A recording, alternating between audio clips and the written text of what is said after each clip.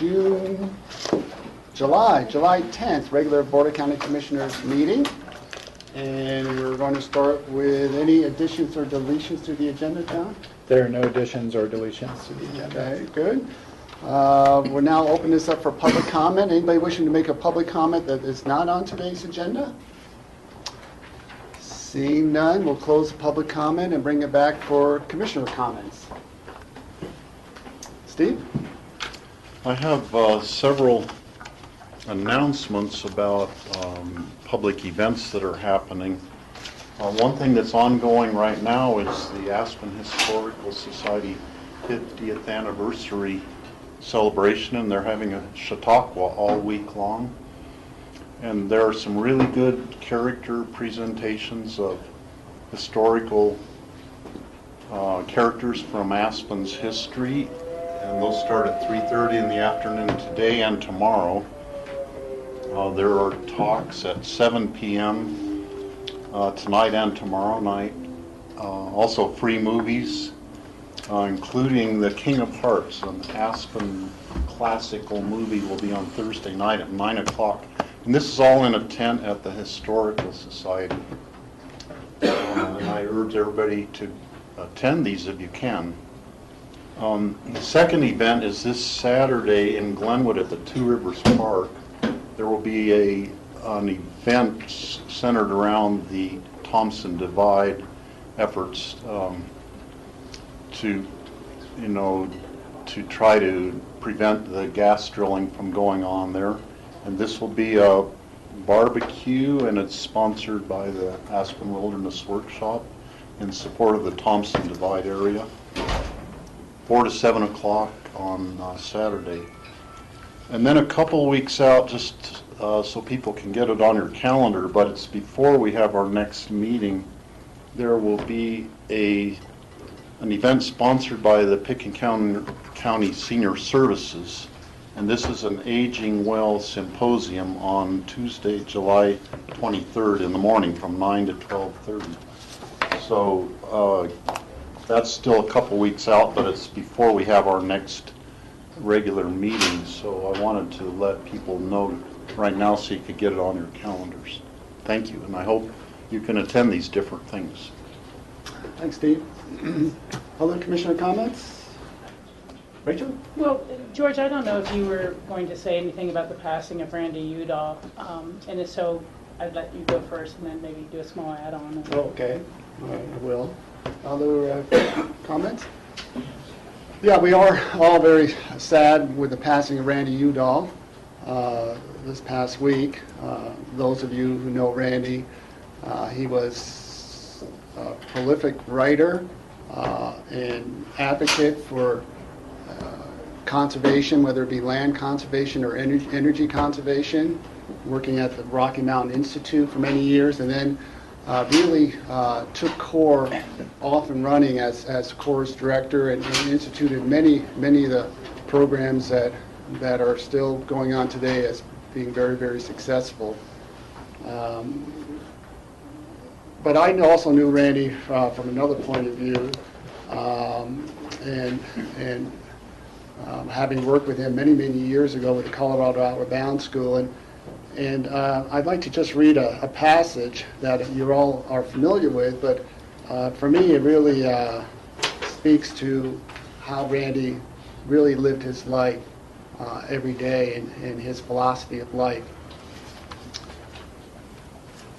I went to the woods because I wished to live deliberately, to front only the essential facts of life, and see if I could not learn what it had to teach, and not, when I came to die, discover that I had not lived.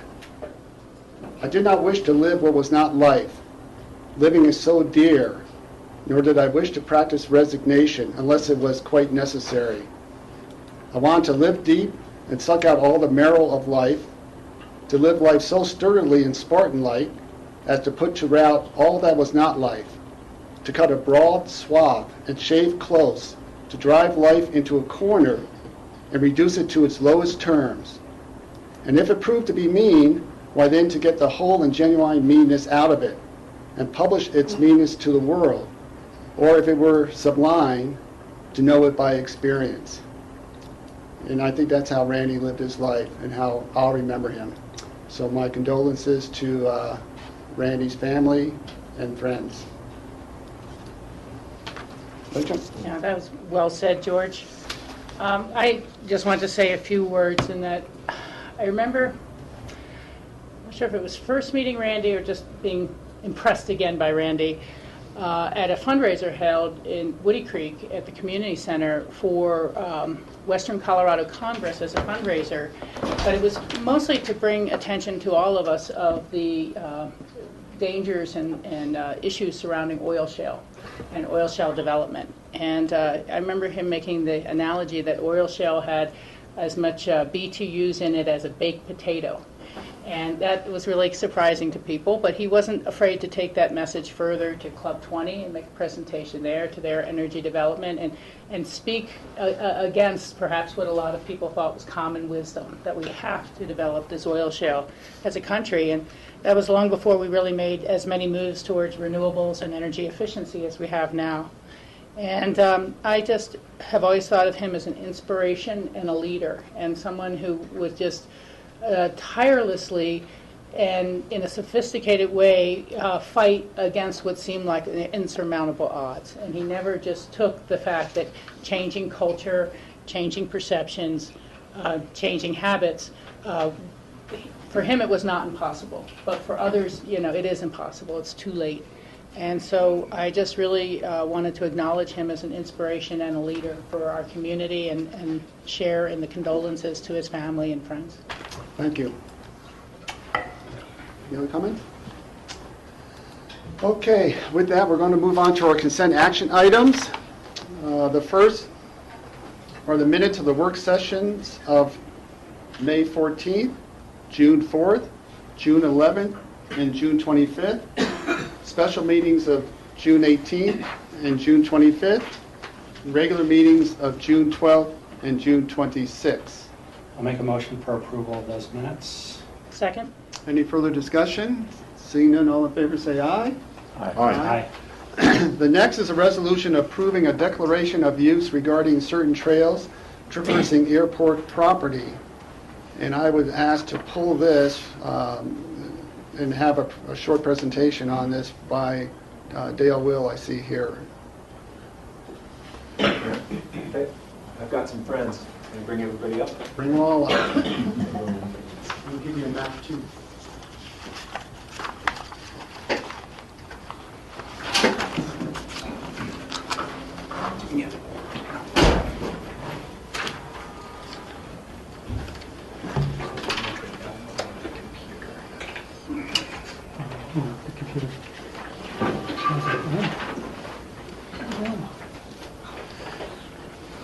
Thanks, George. Well, Gary is getting a map up on the screen.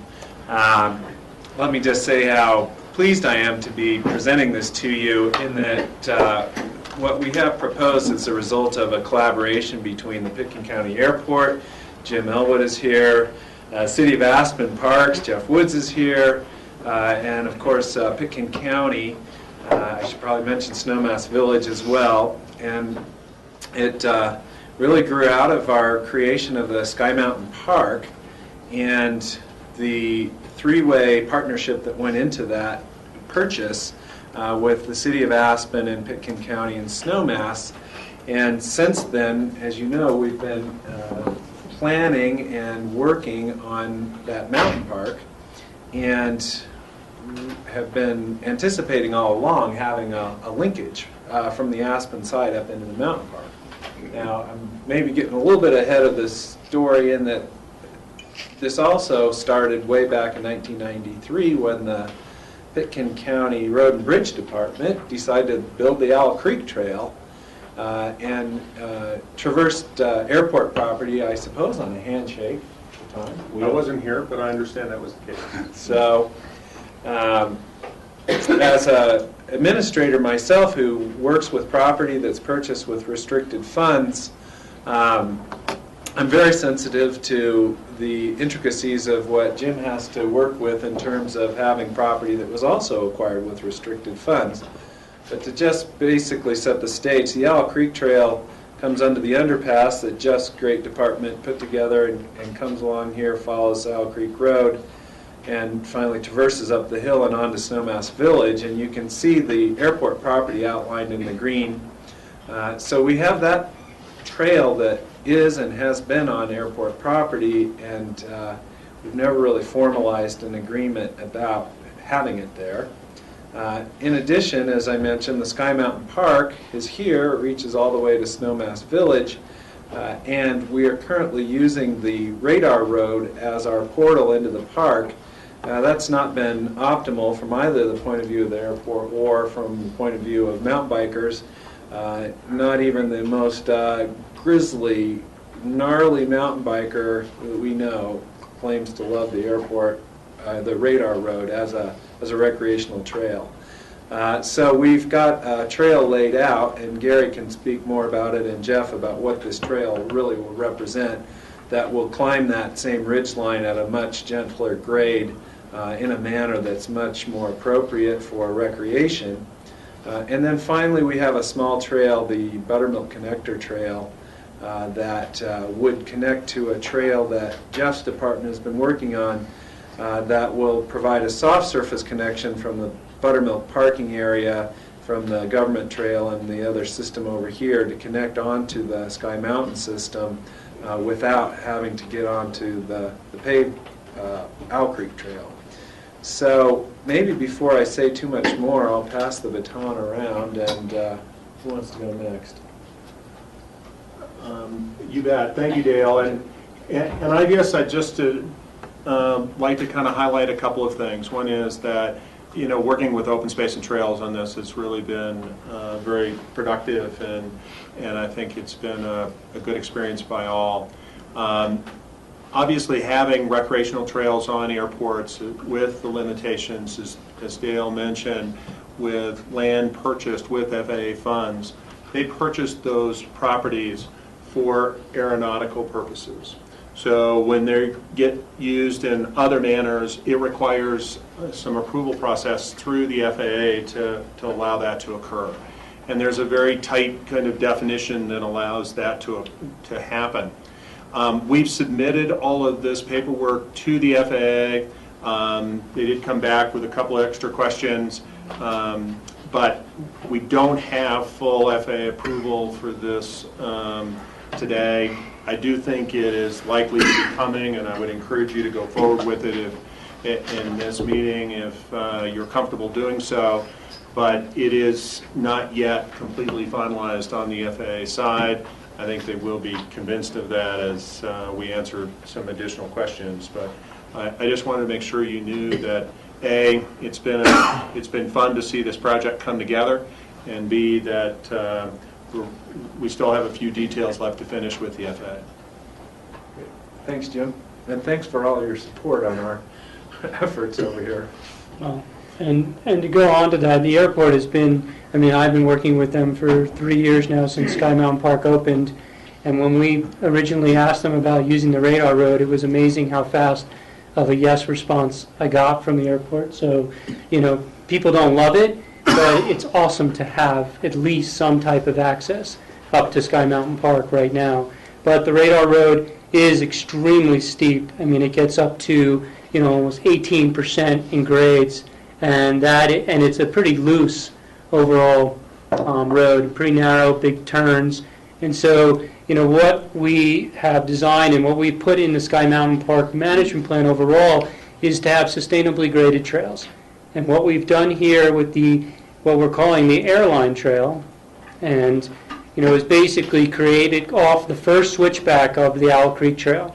And then we kept it pretty low through this area, because if you go up here past the irrigation ditches on this area, the Owl Creek wetland is pretty significant up here.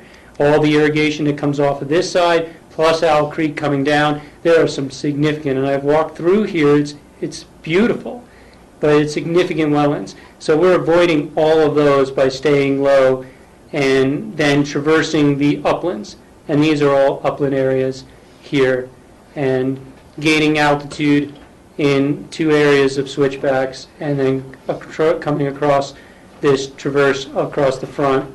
It's really a spectacular view of the airport, and I know a ton of people are going to love going on this trail just to see. You could see beautifully the planes landing and everything else, and I know my son's going to love this trail because, I mean, it's kind of the coolest view of the airport you can get. And then bring it around, and then it comes back onto Sky Mountain Park. And this is, the blue trail is the Cozy Line Trail that's being built as we speak. And that Cozy Line Trail will connect to the Intercept lot into Cozy Point Ranch, and that connects up to the top. So, you know, we've worked with the City of Aspen on this design. We've also worked with the International Mountain Bike Association on the design of this trail to really avoid the wetlands, avoid as much riparian area as possible, stay where the man-made features are, where the irrigation ditches and everything else are, and then use the uplands to get you up to the top. So, you know, it's been fun dealing with the airport on this. They've been a really great partner on all of this, but it'll be nice. I think the FAA people saw Austin from the city the other day and said they're so excited to see people get off of that radar road because they're coming down. That road gets pretty narrow, and it's not the easiest thing to pass people when you're on that road. So they're pretty excited to see that too. So I'd be shocked if they didn't approve this in the end. So, but other than that, I mean, that's really great. And the Buttermilk Connecting is just creating an excellent single track that will connect to Buttermilk, the Buttermilk parking area, and eventually you'll have single track all the way from the city of Aspen all the way to Snowmass Village. Good. I don't really have anything other to add, real quickly, that this is our gateway to Sky Mountain Park from the city of Aspen. The radar road's been a significant barrier for usage. Snowmass has a much higher usage because they're coming up a trail that we built 3 years ago. And this, I think, will open up a lot more users to Sky Mountain Park from the Aspen end, and really creates a connection of trails that's, you know, with the government trail and Snowmass, you're looking at a 60-mile loop right there of single track that are going across. And we're working currently with Buttermilk of additional opportunities to get people off the real steep road that you have to climb to get to the top of Buttermilk. And they're very open to that. Ski-Co's changed their philosophy, or added summer usage as a major emphasis of their company, and we're working with Ski-Co on looking at opportunities and working again with your staff to see how we can finally pull all the linkages together. And again, it's been a great collaboration over the last 3 years, from purchasing this property to managing it and building. So again, it's been a good working relationship. Good, thank you. Rachel, you had a hand up? Yeah, I was just going to ask, how are you going to mark that the Tower Road itself is now closed and people need to stay on the new trail? Basically, you know, that right now you come off the Owl Creek Trail onto the road, and the road has pretty large signs saying public welcome. Mm-hmm. We're going to change that and say, you know, the public is not welcome. Please continue up the Owl Creek Trail to the airline trail to get access to Sky Mountain Park. So we've worked with the airport on creating signage that avoids people from parking there, and I think it's done a really good job of that. So hopefully the signage, I know there's going to be some people, it'll take a little bit of time to get people off it, but you know, we're going to really try hard with some pretty big signs, and we're going to do press releases and everything else. And I can guarantee you 99% of the people, once they find out there's a 6% trail and not a 14% trail up to the top, they're going to be really excited to avoid that radar road. So we're going to work really hard to make sure that people stay off. Yeah, that sounds good to me. And I just wanted to, you know, compliment the trio or the quadro that we have here, quartet. But I attended the meeting you held a few weeks ago at the fire station with the National Mountain Bike Association on trail building and standards and where that stuff is going. And, you know, sometimes on the county side of things, we really are focused on nuts and bolts of county government as opposed to, quote, economic development. I think the airport might be our largest economic development endeavor and foundation for our economy. But what we're able to start doing with the trail systems and the attraction and the type of people who come to enjoy those amenities, families, kids, everyone out, you know, that's great. And I just really, really appreciate the work going forward that is pulling all these different elements together to be one cohesive system that really can be marketed to the benefit of our community. Jim, do we have to be concerned about opening this up until we get all the final approvals from the FAA? No, I think we're going to get there, and so it's just a matter of timing. I think there's some opportunities to get some of these trails improved and to make this transition.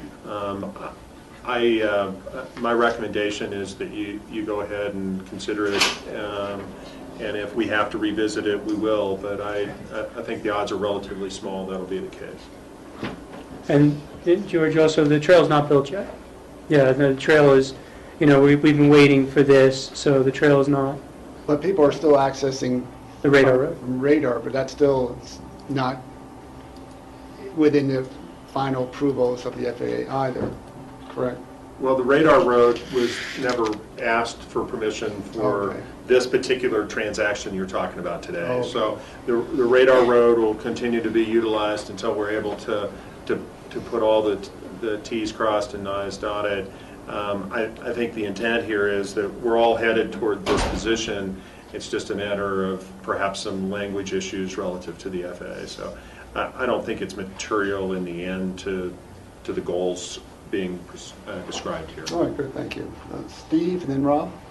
It looks like from the map that there could be future trails going into the airport open space land down towards the Roaring Fork River, possibly going through airport property. Is that true, Dale? Or? No. The fishermen's trails or different things that I see there are green lines on the north side of the. Right there, you're talking about. Those are airport properties. That's boundaries. airport property. Those are boundaries, yeah. With the exception of the road. The airport owns the other side as well, the FAA. But now, Steve, what you're referring to, the Rio Grande Gorge, pieces of it were acquired at the same time as the airport property and are now administered by Open Space and Trails. Back in 1996 or something, the purchase of lands from the PEFTs, the Open Space program, contributed funds to that, and we now own a nice piece of the Rio Grande Gorge. And of course, as you know, we have our own separate planning process going on that will address the ins and outs of getting down to the river. Yeah, But we're not if expecting. you do, you'd have to come back to us in the future if you wanted to run a trail from like the airport open space through the airport land on that side of the highway. Well, But I don't see any places where we would need to do that. Our river access, we already pretty much have what we need without incurring into the airport property again. yeah, and this might not be absolutely perfect on, what's airport open space and what's not airport open space. We'll have that better mapping when we do the gorge. Okay. And so that will be it. We're not foreseeing, we haven't seen anything that'll go onto airport property from that side. It should also be noted that the division of Airport Ranch way back in the 90s ultimately came back to the Board of County Commissioners after a split with Open Space, and the airport was also a contributor toward that land purchase. And so when that was laid out, Dale protected access to the river in multiple locations. And you can see as that property map shows, the airport ended up with most of the top plain or portion of the top plain land, and then the gorge itself was protected by Open Space and Trails, so that part of the natural space could be protected indefinitely. So that's kind of how we got to this breakout. I should point out to the board that we've been doing a very, very extensive property map definition that we're going to present to the FAA on the 23rd of this month. We've resurveyed, remarked, and taken all the errors that you might imagine get accumulated over the time the airport's been in place. And so, as Gary just mentioned, you might see a few tweaks in the map in the end in terms of various pieces of property, but as a rule, this map pretty well defines the airport's holdings. Rob? First, I'll say what a wonderful treasure the Sky Mountain Park is, and the work that's gone into putting together the management plan for the Sky Mountain Park, and the access to some trails that allow you to see in all directions down every one of our valleys that all come to a head right here. I mean, if people have not been up there, it's a spectacular place to be, including some continually protected kind of balls within that you can't see from any of the roads, either driving up any of the roads that go around the Sky Mountain Park. It's a beautiful trail. I'll also say the first year the Sky Mountain opened up, I biked up that Radar Road a couple of times, and I never made it all the way to the top without putting my foot down, I'll tell you that. So it is a challenging bike road. So I think that trail with a better grade going up through that area will be a great addition to a connector in towards the Aspen, where I live, to get up into there, because we've already got the Snowmass connection to that side, and it'll be really nice to have the Cozy Point connection as well, which is part of this agenda item, because that crosses over the airport boundary ever so slightly in a couple places. I do have one concern, and I brought this up, I don't know if it was a year and a half ago or a year ago, when we were going over the Sky Mountain Park management plan, and Jack Hatfield also brought it up, which is the connector to the buttermilk, the trail that connects to the buttermilk. And I will say again that it seems to me to be a very redundant parallel trail to an already existing trail, as if a soft surface has to be next to a hard surface for someone to get to a mountain biking mecca. A lot of mountain bikers bike for a period of time on a hard surface before they get to where they're going to be mountain biking.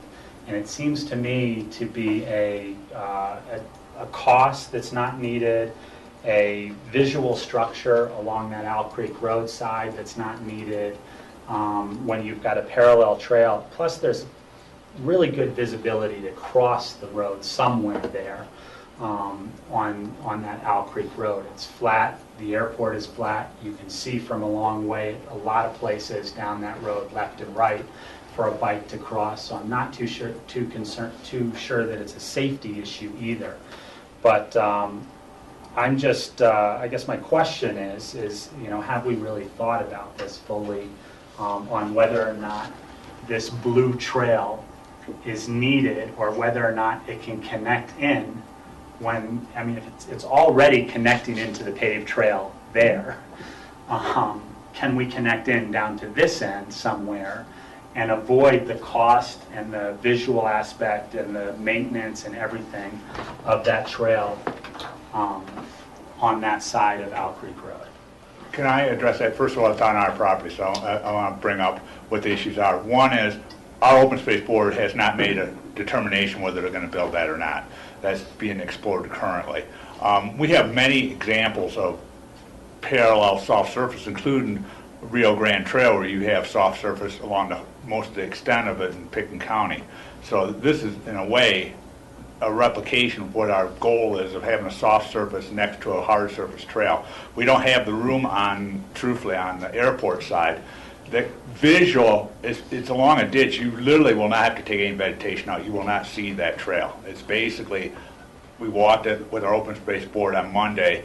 It's basically invisible from Owl Creek. And Snowmass has many examples of redundant trails throughout their community, where they have a soft surface trail next to a hard surface trail next to a road. So Lowline's probably the best example of one that I can think of right off the top, that's right next to the road. 30 feet above the road, you have the road, then you have the trail that goes around the golf course. That's an issue we're looking at from our board. I'll bring that concern, that you're concerned, to our board. It's not a done deal. I can say that for sure. The open space board is looking at that currently, and and taken in all aspects of that. Yeah, thank you. We haven't had that discussion amongst our board, so that's just one commissioner's comment. Right. We just wanted to preserve the ability to, at least if we needed to get down off of that, if the city would like to build this trail, use a little bit of the rest of that ditch, and that's it. But that issue is not pertinent to today's consent action item, is it? This piece is. There's a little That piece piece, is, okay. there's a little piece of the Buttermilk Connector Trail, because, there is a couple places you could potentially get down off of the Buttermilk Connector, but you want to do it where you can easily get back onto the Owl Creek Trail.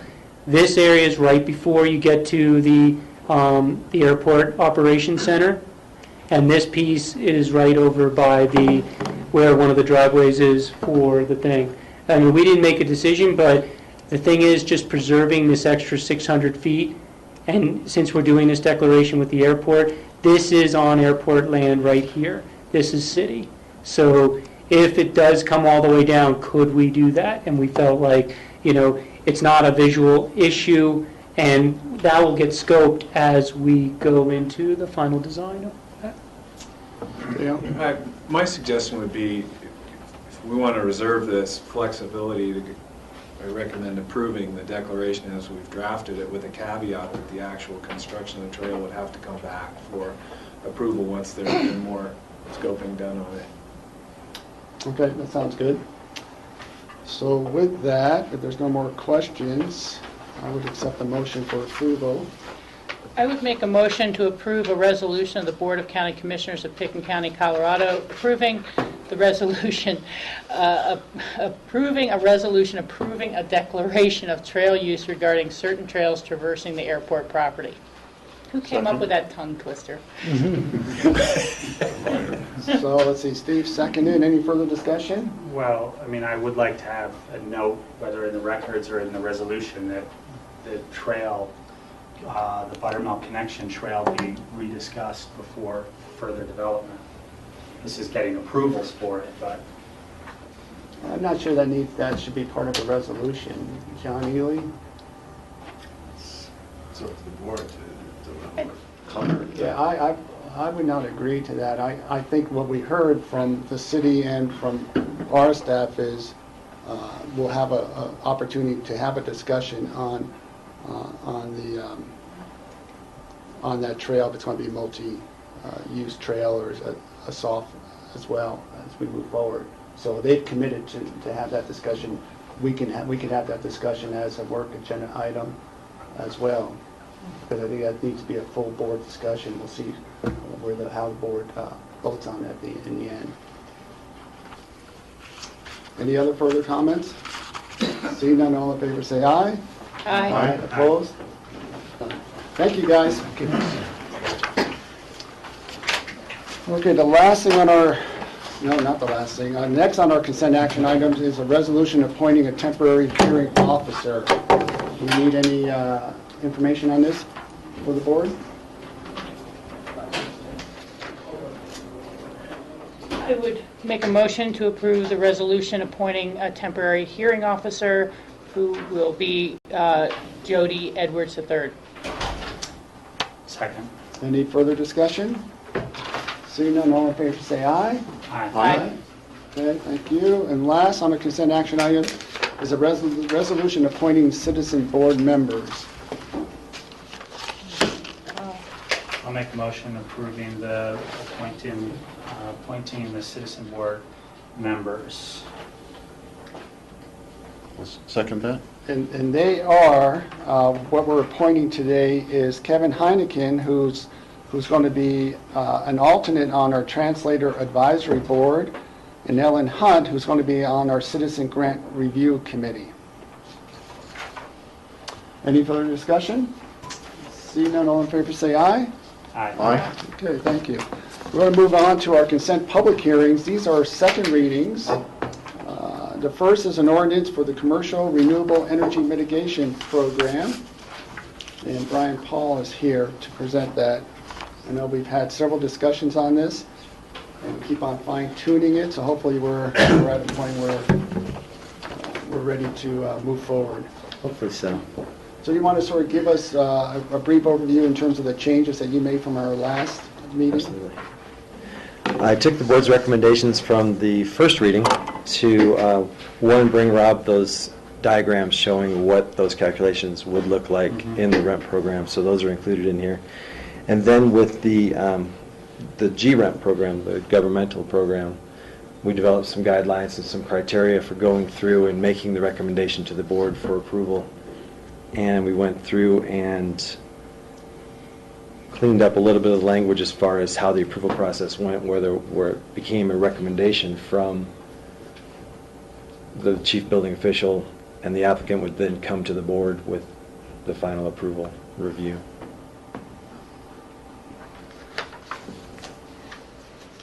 Okay.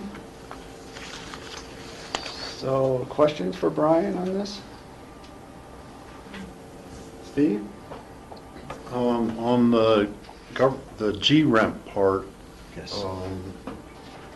on number 2,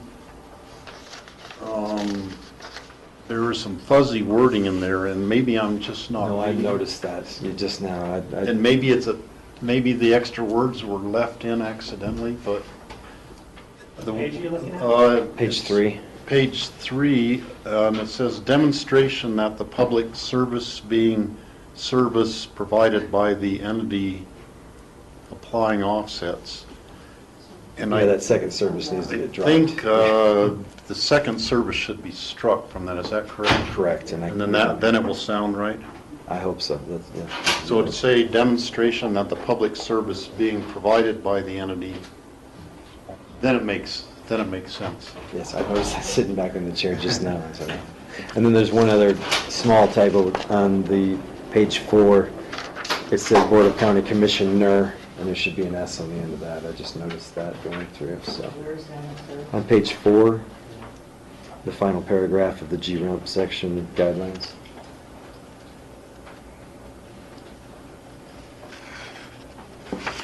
George, for discussion's sake, would you like to accept a motion? Yes. Okay, I would make a motion to approve the ordinance for commercial renewable energy mitigation program as presented to us. And that's the title on our consent public hearing, so I think that's sufficient for the motion. Do I have a second? Second. Okay, now discussion? Steve? I just wanted to commend Brian on the rewrite of this. I think you really captured the essence of what my objections to it were, and I can fully go along with the way it's written now. Thank you. This is a public hearing. Anybody wish to make any comments on this? I'm going to keep the public hearing open for the next few items. So if there's no further discussion, we've got a motion, a second. All in favor, say aye. Aye. Aye. Thank you, Brian. Thank you very much. Let me get caught up on my computer here.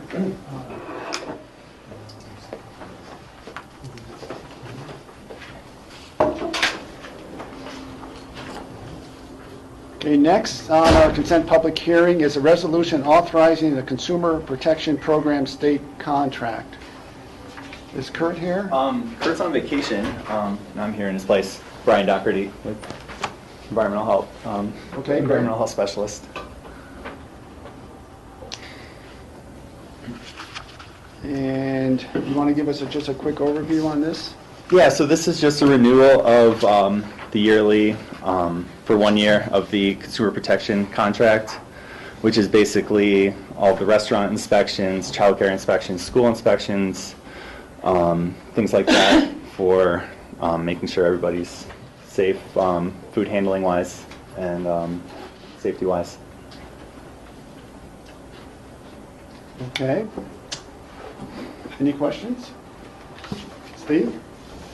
I would move to approve the resolution authorizing the Consumer Protection Program state contract. Second. Second. Any further discussion?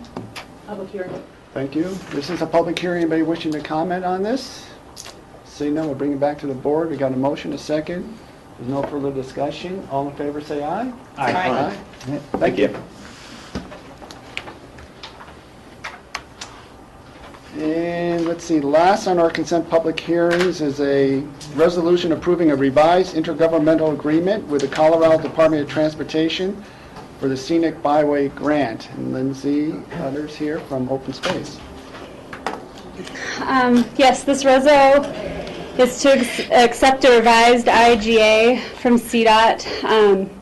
We had accepted the original IGA in 2011, and CDOT revised a few of their numbers for tracking within the new IGA, and the old resolution did not have language to accommodate us just signing and accepting the revised IGA. So this reso is to accept the Scenic Byway grant funding from CDOT. Okay, any questions? Rachel? Has it changed the amount of our local match at all? Thank you. This is a public hearing. Anybody wishing to comment on this?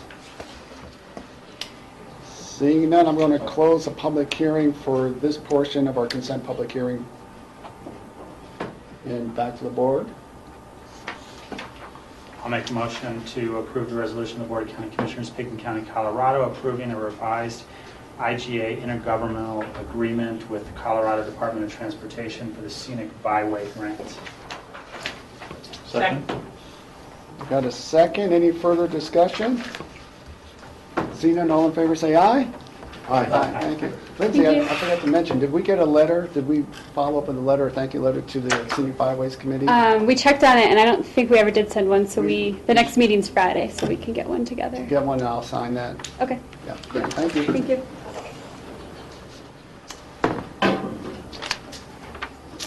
We're going to move on to our consent public hearings. This is our third reading, and this is an ordinance accepting a conservation easement on the Anthony's Brown property. Dale is going to present this.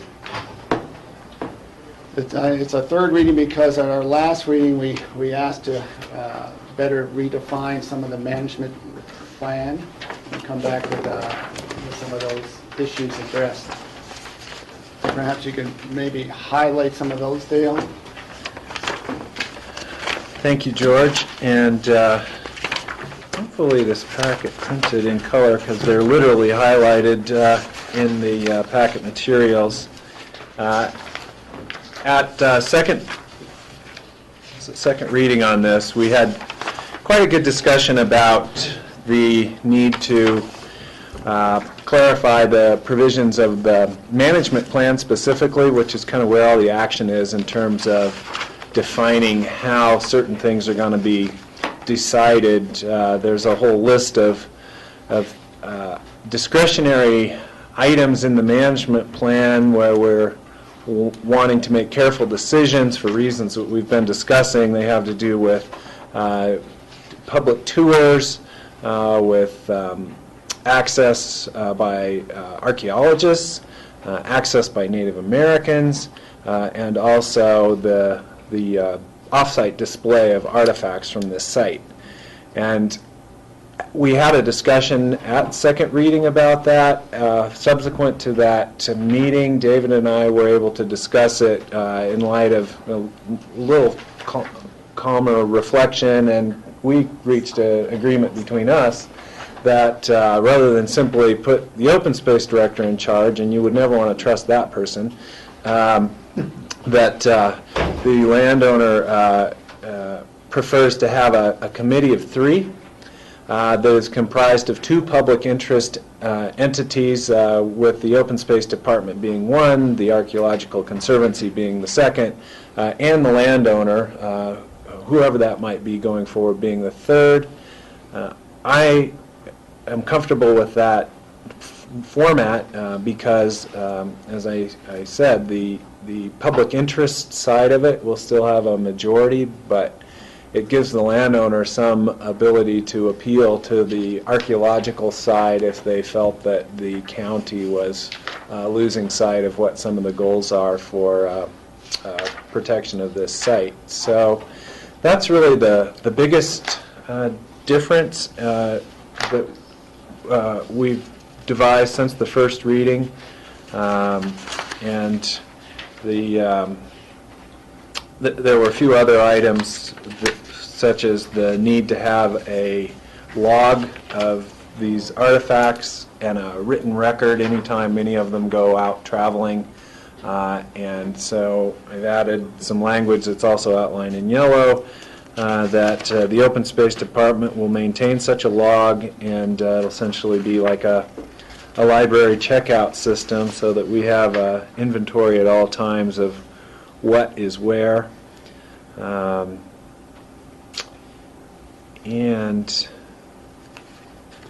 really that kind of sums it up. There was a concern about the landowner's responsibility to maintain the perimeter fence. We've addressed that. I think the type of fencing that David has chosen, he's comfortable accepting that because we don't anticipate there is going to be any. Right. So with that, once again, I'm very excited about this property. We may never see another archaeological site in Pitkin County that has the significance that this one does. If there are any others out there, they're not known to us. And in my conversations with other people that like to think about the deep, long history of this valley, this knowledge of this site really has quite an effect on their perspectives. Tom Cardamone, for example, is very interested in this, and there's continuing fascination with the possibility that maybe some of these large mammals that are extinct might have had some interaction with humans, and if so, when would that have been? We don't know if that took place or not, but this site gives us a better handle than anything else that I'm aware of on just how far back we had people that were working for a living in the Roaring Fork Valley, and exactly how they went about it. So, questions? Michael? So you said you had talked to David. Did you talk to the Archaeological Conservancy? Did they agree to be part of a committee? yes, and they've been comfortable with this, and they are happy to share their expertise about the types of decisions that we're looking at here. It's actually from a suggestion of theirs in the beginning, and we had kind of bypassed it, and then we went back to it. But it was their suggestion, a committee, to answer a lot of these questions. Steve? In accepting, if we pass this ordinance, does that mean that we are accepting the what is listed as the draft management plan then, which is incorporated in as part of the conservation easement? Correct. Or do we have to approve the management plan separately?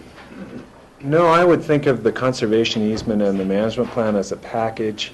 The caveat is that the conservation easement is a deed in perpetuity, and really once it's granted, it's a fairly laborious legal process to amend it. We've intentionally taken out some of these things that are in the management plan and put them in a agreement that is easier to modify over time based on changes in technology or other knowledge about the early history of humans or whatever it might be. So I look at them as a package.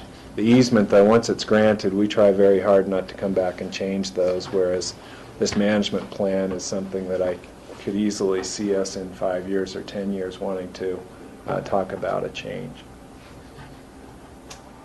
A couple more things just to note. On our place, there is a similar site to this. And I don't know if you were aware of it, David, but the Nicholson Creek Road ran right through the middle of it and totally destroyed the site. And it was just in recent years we discovered some artifacts there when the road was deeply rutted. And I think it is awesome that this site can be preserved just as it is without having been disrupted. That's just incredible that we have this opportunity. Also, I just want to note, it's interesting that Jody Jurek in 1966 was one of the 3 kids who discovered the amazing fossil of the fish, which is on display at the Ice Age Discovery Center in Snowmass. And now she's party to this Yeah. discovery of this archaeological site also. Yeah. That's two things in one person's life Uh-huh. is pretty amazing. Rob?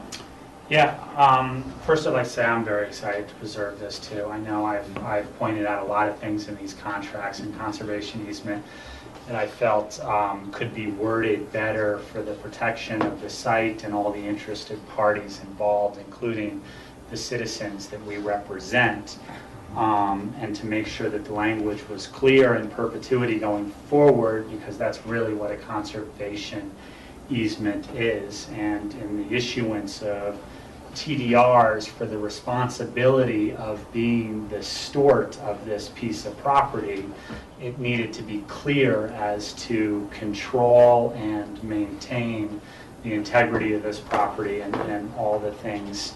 So I'm very happy with the changes that were made, and I'm very happy that that the idea of this committee has come up.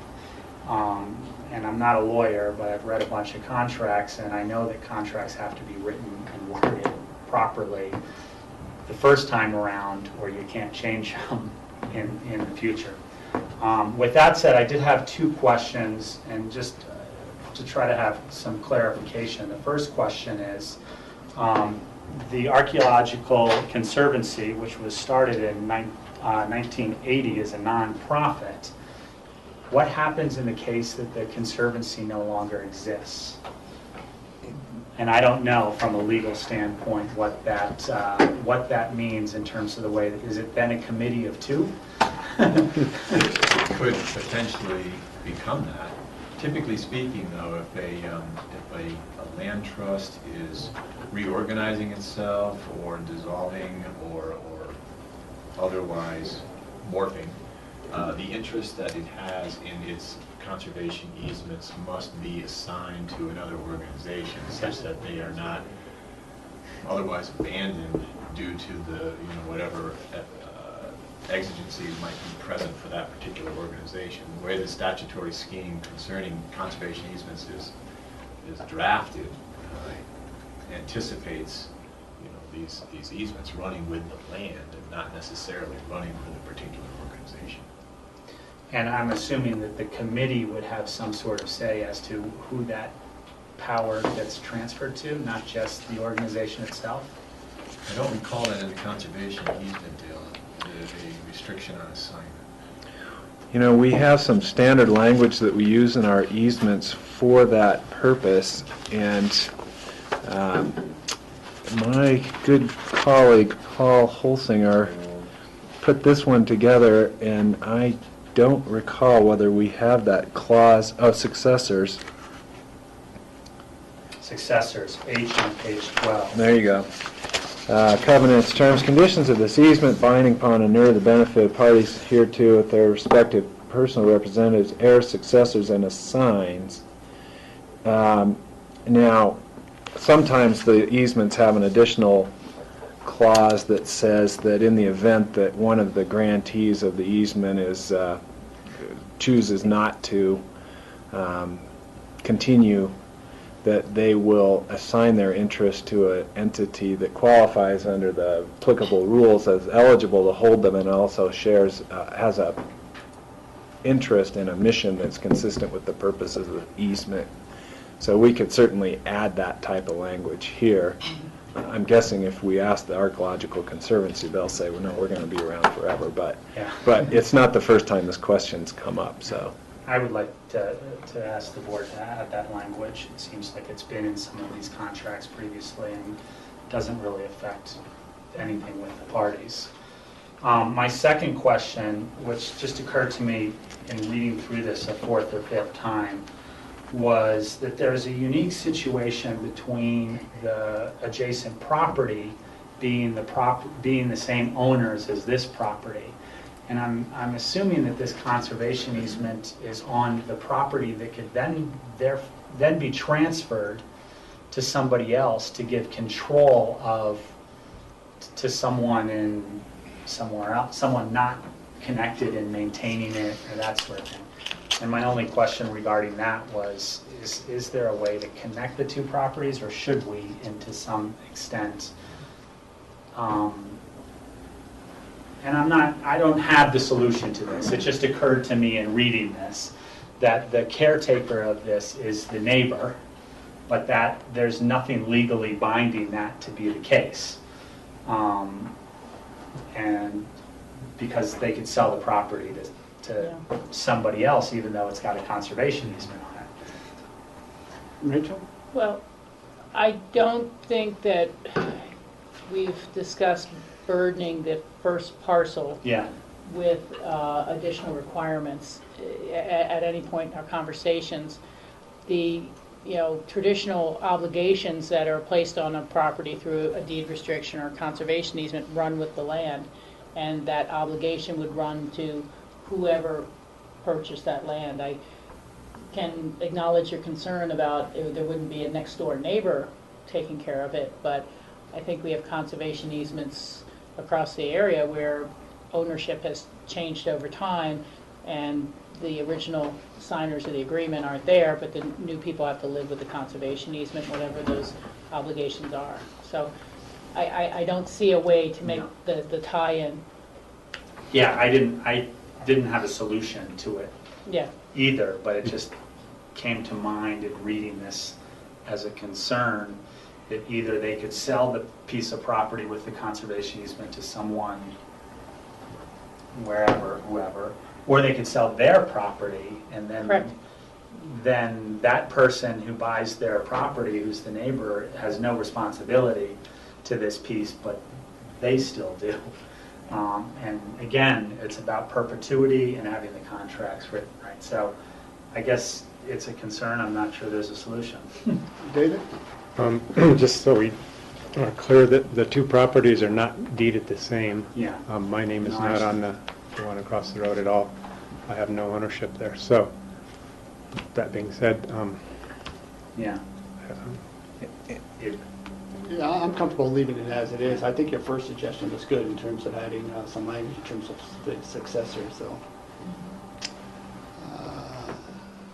is this a public hearing? Anybody wish to make any comments on this? Seeing none, I'll make a comment. I agree that this is a great archaeological find, and be able to preserve this for generations to learn from. But similar to many of the conservation easements that open space does, this particular parcel is a 35-acre parcel, and I still contend that one TDR is sufficient in terms of putting a conservation on this property, severing the development rights, and then, as open space always does, put forth a management plan how best to manage this particular property. In this case, it's going to be managed cooperatively with the professional help of the Archaeological Society. So we've got an opportunity to put a conservation easement on to preserve and sever any development rights. We have a management plan in place, done cooperatively and professionally with experts. And so I still question why we are given two TDRs for this particular property. Again, I don't think it's the intent of the TDR program to provide a windfall for an owner who wishes to put their land under conservation easement. And I certainly don't, and in this case, the windfall is fairly substantial. It could be up to $100,000. So I don't think that's the intent of the program. I think it diminishes the entire TDR program. And so, although I support this conservation easement and the master plan, I can't support approving two TDRs for this.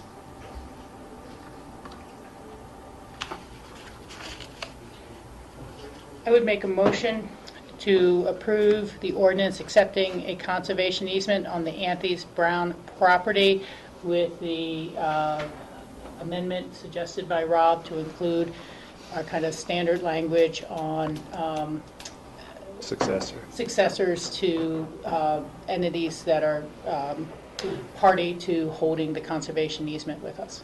Second. Okay, we got a motion, a second. Any further discussion? Seeing none, all in favor say aye. Aye. Opposed? Nay. Thank you. Thank you. Thank you. Does the board want to keep on rolling or need a short break? It takes 5 minutes before the next two. They're going to be. Let's take a short break, grassroots, about Oh, they're going to take And a then break. it's I'll set let- up. 10-minute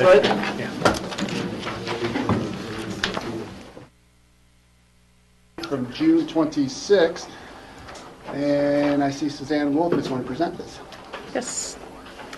So yeah, the request before you today is to, for a subdivision exemption to create trail parcels that would be conveyed to the county to create a trail corridor along an approximately 1 mile stretch of land along Prince Creek Road. I don't know if you want to bring the lights down, George. I can walk you through the map there behind. But not the greatest, but it'll. So here's Prince Creek Road, the red barn right here, to get everyone oriented. So Stark Mesa subdivision up on this side, and then the Prince Creek subdivision here. Basically, all of this over in here is the Tie Bar Ranch and another meets and bounds parcel that's owned by the Dancigers. The trail parcels we're discussing today, or the parcels that would be conveyed for trail purposes, one is right down here. This is that lot 4 or lot 6? It's either lot 4 or lot 6 of the Tie Bar subdivision. There would be one segment of trail right here, and then there are a number of properties that are not subject to this action today. And then we pick up again right here, which is across from the Stark Mesa subdivision. And at this point, we're getting back into the Tie Bar Ranch. This is open space parcel B, and then, as it's in here, and then lot 6. So this was lot 4 up here, this is lot 6. So there's a parcel that's created that's basically a strip of land along the side of Prince Creek Road, along the north side of Prince Creek Road. And then when you get down to this meets and bounds parcel, there's another parcel that is conveyed that, again, is a long strip along the side of the road that runs through here.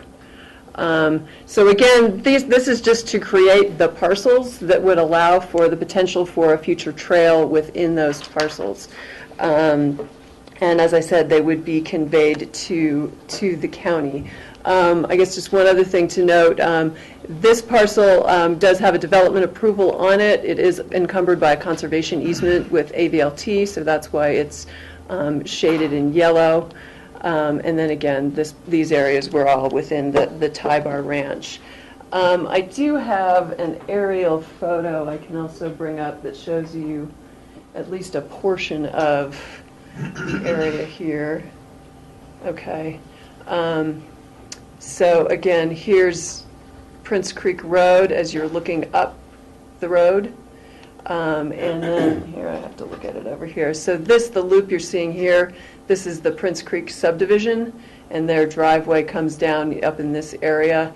And as you can see, it's kind of hard to see. You can see some red lines in here that's basically showing that corridor or the parcel that would be created along the side of the road. Again, this doesn't continue all the way up. I don't have another piece to go with that, but it does give you kind of a sense of the area that we're talking about here alongside the road.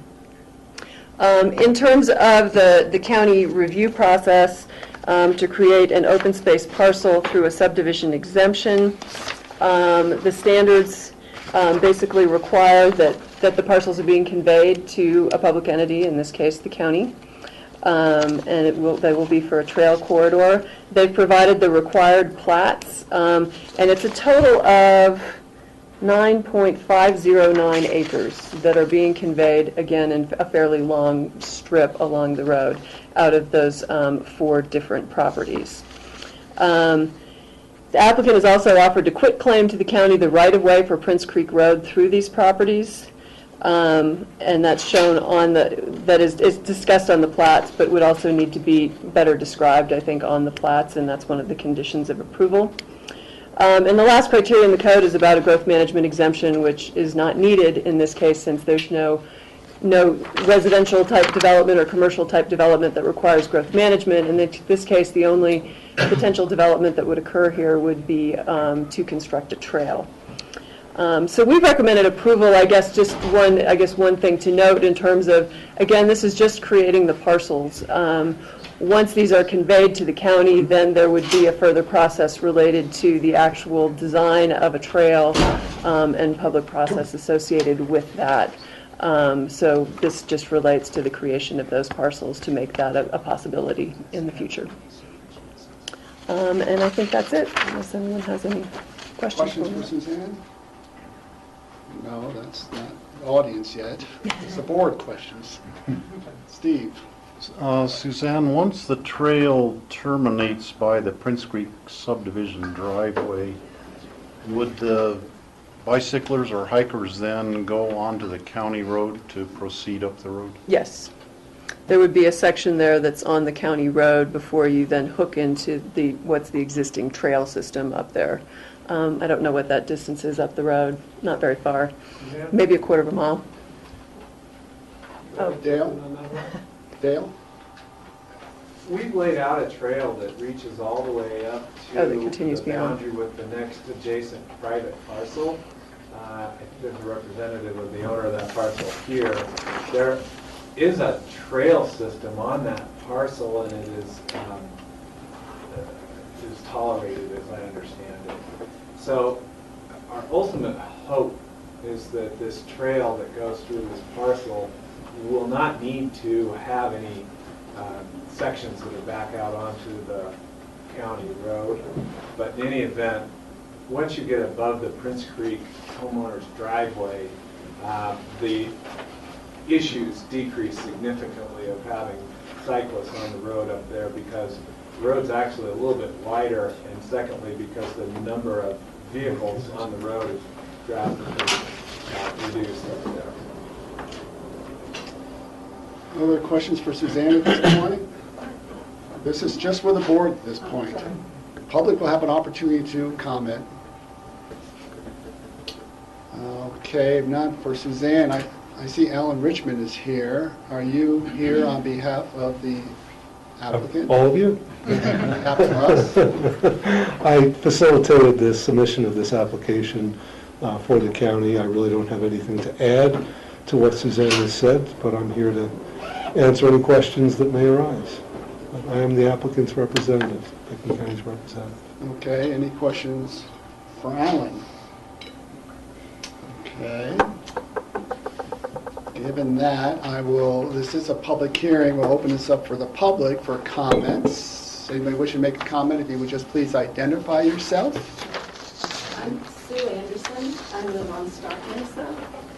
And my question is, in this narrow strip that's on the north side of the road, is there any room for parking? I'm concerned that it's a very sharp S-curve there, and if people are, I don't understand where they're going to park, if they won't be pulling out into traffic and bicyclists won't be coming out. Okay, great, thank you. So usually when we have a trail, we always assume that people will be using it and need to get there, and then parking is always an issue. So how will parking possibly tie into this trail? I would defer to Dale on this. I think he'd be most helpful.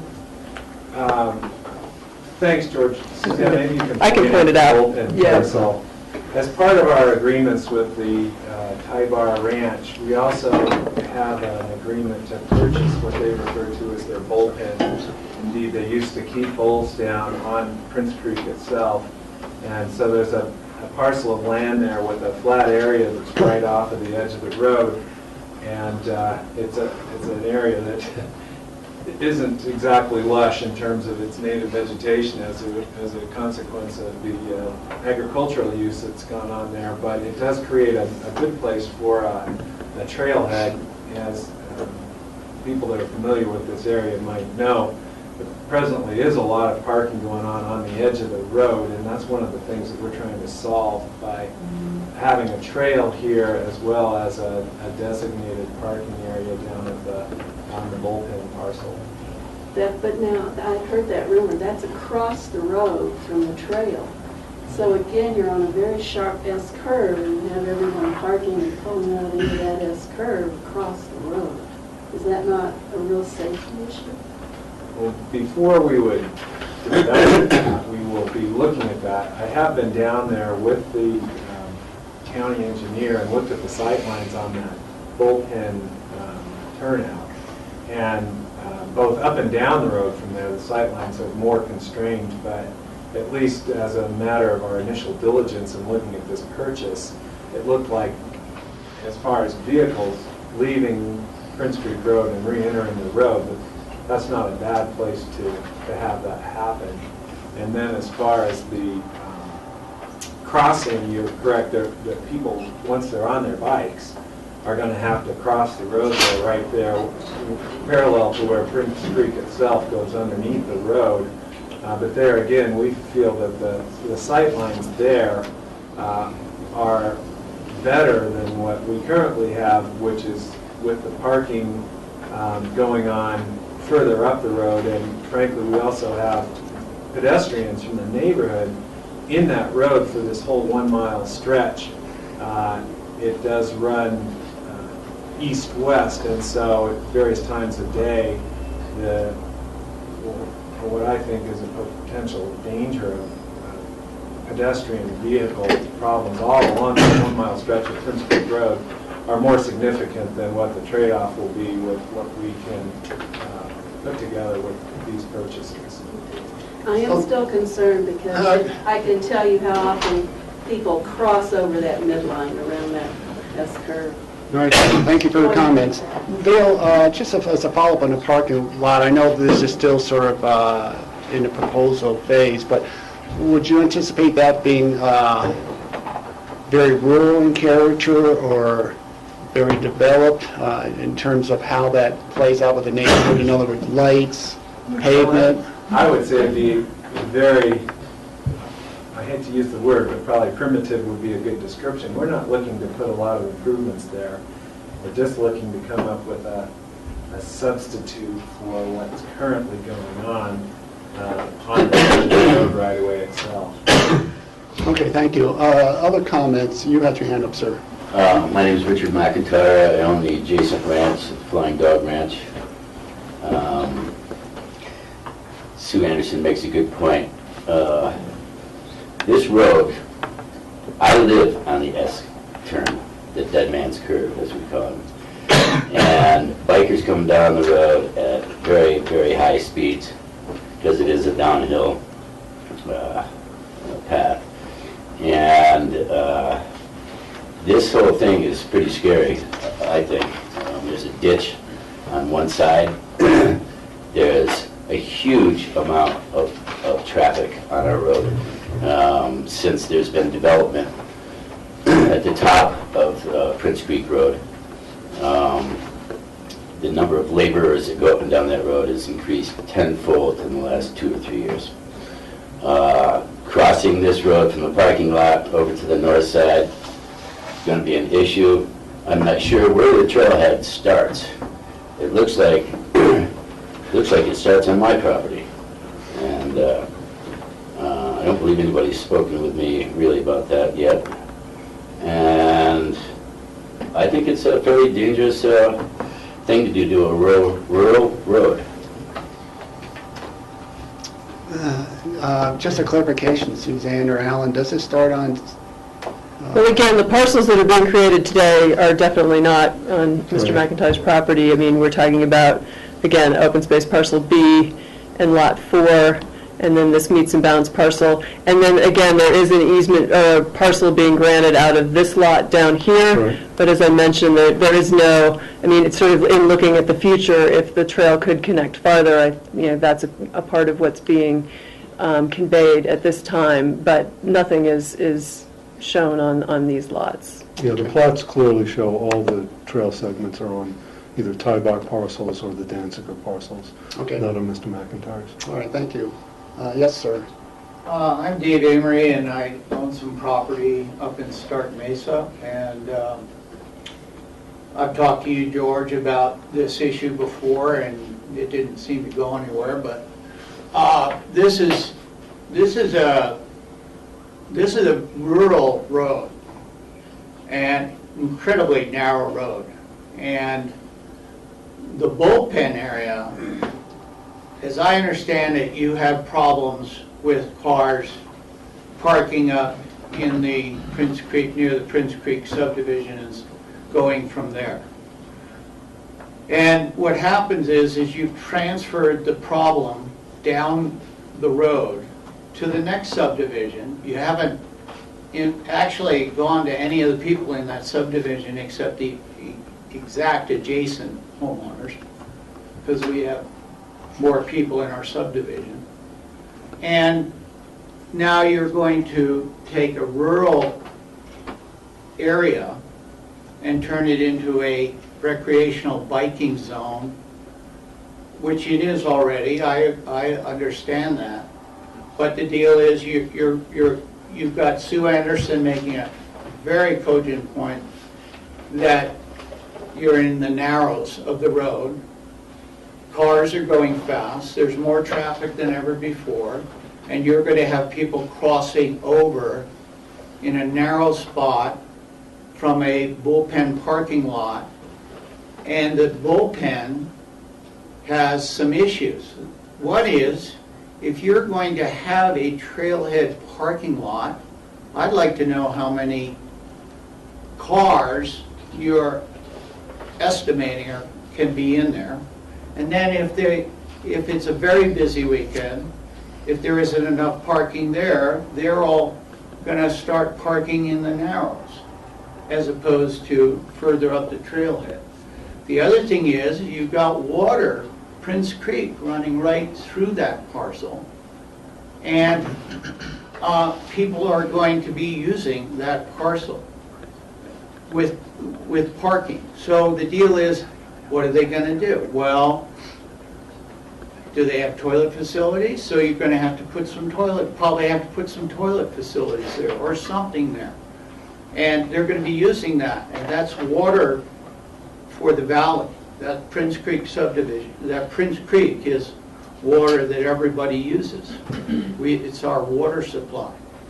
Ours comes from a little higher up, but it's obviously somebody else's water supply further down.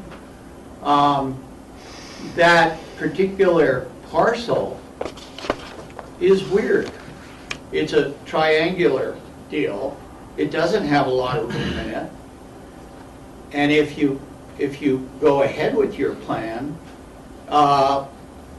it's going to look awful. It's going to change the rural character of the road that people bought. That's why people want to live there. And it's going to take it and it's going to turn it into a parking lot. Bay Paradise, put it in a parking lot. That's what you're going to do. And you're going to also create dangerous situations for the bicyclists and the people on the road. Thank you. Yes, ma'am. I'm Mayor Margaret O'Gara. I live in the Prince Creek subdivision. And I want to thank him actually for offering for 9.5 acres for trails, because I think right now it is very, very dangerous in the current situation. When I try to leave my subdivision, the people are I've counted 15 cars lined up. And so I'm trying to pull out of my subdivision. I can't see. I've almost been hit by a car, and I almost have hit a couple of bicycles trying to remove myself, trying to get out of my subdivision, because you can't see it. So currently what's happening, that is the parking spot. So to say that we need some place to have people park and enter into this trail system. And what I want to know is the trail contiguous right now all the way from the bullpen, which basically the bullpen, people are crossing Highway 133, so that's where the bicyclists are going to have to cross. But if they're staying off of the Prince Creek Road and onto a trail, isn't that safer than having them on the highway right now? Because they need to be removed from that road right now. And I don't think bicyclists are going away. We need to have a space for them, but we also need to have safe parking. And whether it's at the bullpen or but it's not at the end of my subdivision. That area is not a safe spot. That is an accident waiting to happen. Someone's going to get killed there. And as a nurse, I'm very, very concerned about that there's going to be an accident there between a bicycle and a car. So I'm very, very happy that a trail is going to go in, but we need to make sure that then people are not, if they're not going to be at the bullpen, but they're not also going to start entering the subdivision at the trailhead at the end of my subdivision. Okay, thank you. Anybody else wish to make a public comment? You've talked about the parcel 4 that's closer to the beginning of Prince Creek. What are the chances of the trail extending down to that more straight shot area to have a parking lot farther down? Is that... Suzanne? I don't have any answer to that. I don't know if Dale has. Yeah, I understand that the parking lot is a concern and issue. That's a slightly, although I understand they're tied together in a certain sense, that's not the discussion, the decision that we're making here today.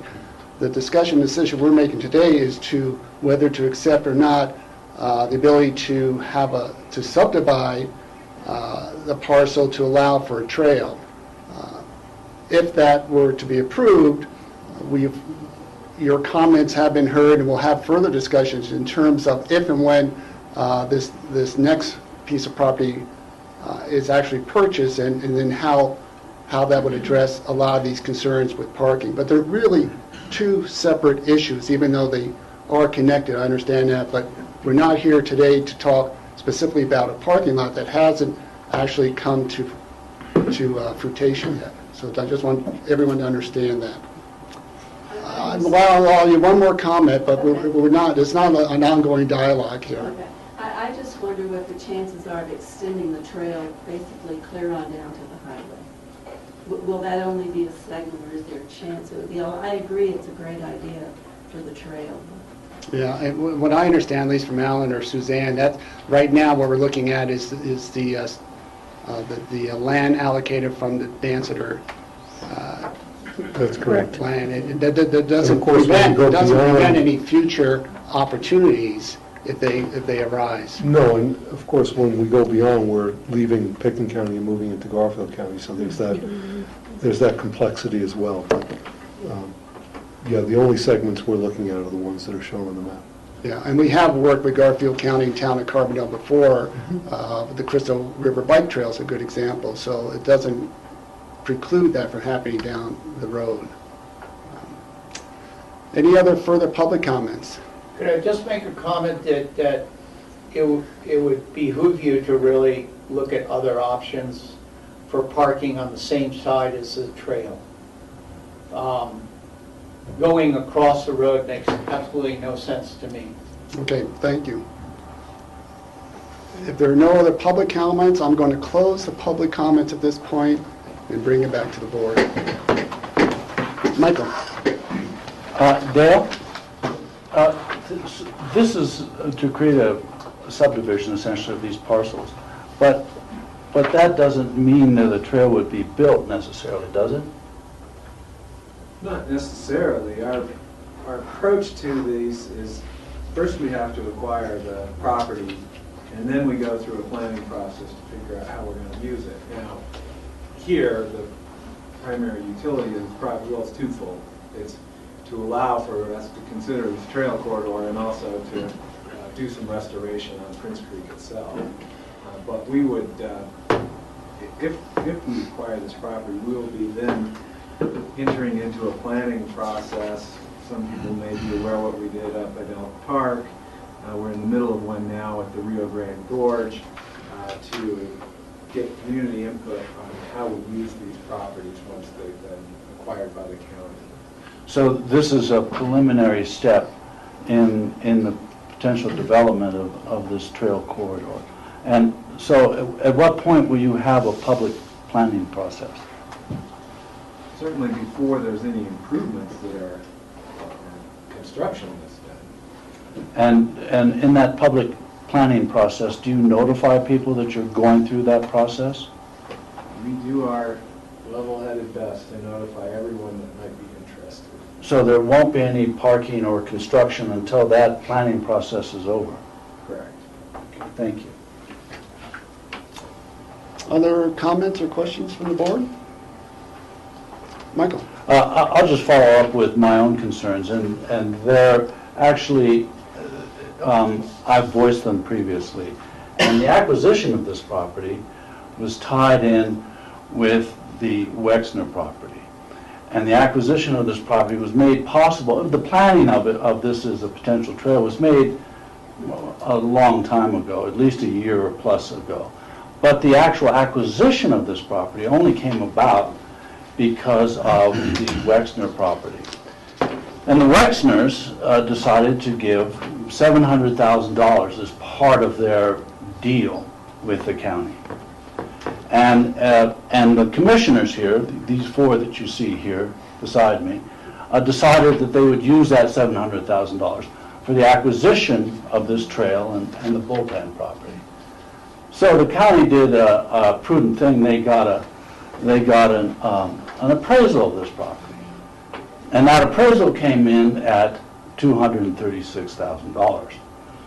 The county went ahead and purchased this property at approximately three times the value that was appraised for. Now, appraisals sometimes are underneath and sometimes over. I mean, that's just the nature of things. But purchasing a property at a factor of 3 over the appraisal is unusual, and I found it unacceptable. I found the whole Wexner deal unacceptable, and this was just this was ancillary to that, and I'm just going to mention that. That's passed. I'll approve this subdivision, but I think people should know that the county, I think, has made a mistake here. In the acquisition of this property, going forward, people are going to say, well, for a mile of trail, the county paid $700,000. For the next mile, you should pay me $900,000. And the mile after that, you should pay me $1 million. And, you know, the county can't build trails at that price. I mean, they can't acquire trails. So it was a bad precedent. It was a bad deal to get into. We lost approximately 2 square miles of public property to the Wexners. It was a bad deal. So I'll leave it at that, but I will approve this subdivision. Other comments? Steve? I used to drive the school bus for Roaring Fork School District to the Prince Creek subdivision and turned around at that driveway many times. And I can vouch for how narrow the road is and that there is a parking problem at the entrance to the Prince Creek subdivision at different times when people would use that as their parking lot. And it can make it difficult to turn a school bus around there. And I understand that the problem is worse now than it was years ago when I was driving the bus there. I would be in favor of having this trail and finding someplace a good parking facility, whether it be the bullpen property or somewhere else to accommodate the parking. Rachel? Thank you, George. And thank you all who've taken time to come in here today. I'm going to address 2 different things on this. Certainly the concerns on transportation safety on rural roads is significant to us. And I have great faith in our further planning processes to make sure that we have appropriate traffic calming measures, appropriate signage, and appropriate use. We are dealing with rural roads and conflicts with increased population, increased recreation all across the county. And I think that getting a lot of these bicyclers off the road and parking earlier down the road will be of benefit. And I look forward to that being a very interactive and open and continuing management approval. There might be a parallel with the base of Red Mountain and the trail connection between Rio Grande and Hunter Creek last year that was really concerned and opposed by some residents on Red Mountain. And then now that there have been those improvements put into place, we're really just hearing a lot of kind of thank yous and that traffic needed to be calmed and things like that, and it's working out quite well.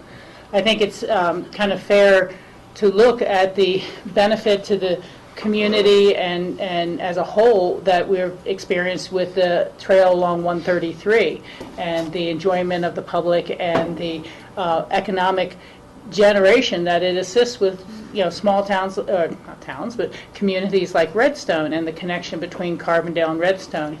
And I think that we need to acknowledge that at some level it's been the Open Space and Trails program that has been able to work to acquire any number of parcels from the Cold Mountain Ranch and others that have maintained the rural character of that valley. And we will continue to pursue and do those sort of things. There is already, as has been mentioned by others, heavy pedestrian use along that road and heavy bicycle use along that road. And we're looking at kind of a bit of a river corridor along Prince Creek or Creek corridor that really could stand to use some restoration after many years of heavy grazing and cattle use. So I see a lot of very positive things in this, but I acknowledge the concerns, and we need to make sure we shape the proposal going forward for the parking trail design and the management plan. One other concern along those lines I would mention is that trails are generally put together piece by piece. It's very rare when we're able to have a full trail between one destination and the end. This enables possibilities of a trail that might connect more directly at 133. It's not a sure thing, but trail systems are often put together kind of piece by piece as the opportunities present themselves, as we can work with neighbors, as neighbors decide they'd like to work with us. And so I see that as something that will move forward over time. I'd like to address briefly Michael's concerns, and certainly from his point of view those are legitimate concerns, but I need to add a few clarifications from my point of view, and perhaps others will have the same. But in this transaction, the bullpen parcel, our price negotiated was lower than the appraised value, came in lower by a certain amount. And we have, in the past, when it's been important to public interest, paid, quote, above appraisal price. And Smuggler Mountain and the preservation of Smuggler Mountain from development and the purchase from Wilk Wilkinson is a perfect example. I've seen other great opportunities lost over appraisal price, such as the old Mother Lode restaurant in town, where citizens didn't want to buy it because the city had agreed to pay $300,000 more than, quote, the appraised price. And appraisal is a snapshot in time. Lo and behold, the property sold for 2.5 times the amount of money the city had it under contract for only 8 months later. And so an appraisal is a snapshot in time. There was an interest on the Tybars of doing a second appraisal and making sure their interest and the unique characteristics of giving away or selling this piece of property would have, but we did not go forward with that process. We wanted to move forward with the transaction. And so I think they were more than willing to undertake an effort to demonstrate greater value. The Wexner land exchange is something that was an incredibly difficult decision for everyone on this board, and it was an incredibly difficult decision, I would say, for our community. And it, after years of wrangling with something that deeply divided our community and deeply divided our environmental community, our land preservation community, our communities of communities such as Basalt and Carbondale and Garfield County, we continue to work to improve that proposal. We worked very hard to improve that proposal. So I think we need to acknowledge the preservation of the Sudi land on Red Hill that would be potentially developed into 50, or was it more, home sites at 10 acres each. That has now been preserved in perpetuity. There's $1 million management fund for the BLM for managing the Sudi property. That proposal included the elimination of 12 home sites that would be directly affecting all of these neighborhoods at Stark Mesa and Prince Creek, Lights at Night, I'm not even sure, were they 5750s or 8,200 square foot homes, driveways, outbuildings. The elimination of those home sites, I think, was very significant. There was a contribution of the Hain property, which will add public access at the end of this trail and helps alleviate the problems at Prince Creek and along the road. And there's been relocation of other features that were already on the property. The BLM exchange parcel, I think significantly to myself and perhaps others, will not be available for BLM oil and gas leasing, which we continue to see heavily within the Thompson Divide and that area. There is a hunting program for wounded veterans, and as well as perhaps youth being introduced into hunting. And I'm not sure I covered all the different elements that have been put forward in this, but it wasn't an easy decision for anyone, and it's as challenging as anything else to think about how do you really best preserve the land. And I had said it before, I would say it again in the future, there may be times when the land, the wildlife, are best protected in private ownership. I guess I forgot to mention the conservation easements on the public lands, as well as additional conservations on the Westerners' existing lands to protect the bighorn sheep. So there were a lot of elements that made our decision, and it wasn't entered into lightly. Okay, thank you, Rachel. Rob? Yeah, I'm in favor of this parcel division for the purchase later on, which isn't part of this. But and I just want to say that I think Rachel said it very well, so I'm not going to reiterate all the elements of this Wexner land exchange and what those things were, but I think you nailed just about all the points. And I'll also compliment Rachel and kind of point out that I share the same feelings and concerns that were brought up in this room today about safety, and we will have a full management plan put together with the development of this trail, the parking space, the future development, and safety is our first and foremost concern with those things. So we hope that people will participate in that and be part of it. And I will just add one thing to what Rachel said regarding the Wexner-Sudi exchange. We didn't give away lands. We exchanged lands for various things. We supported an exchange. We supported exchange, and it's BLM that's doing the exchange.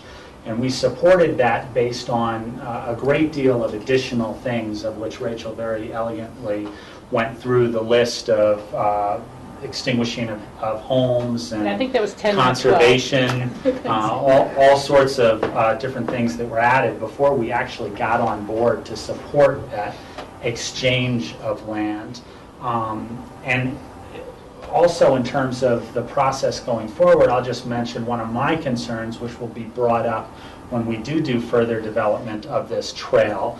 Safety is one, but partnerships with surrounding areas is another.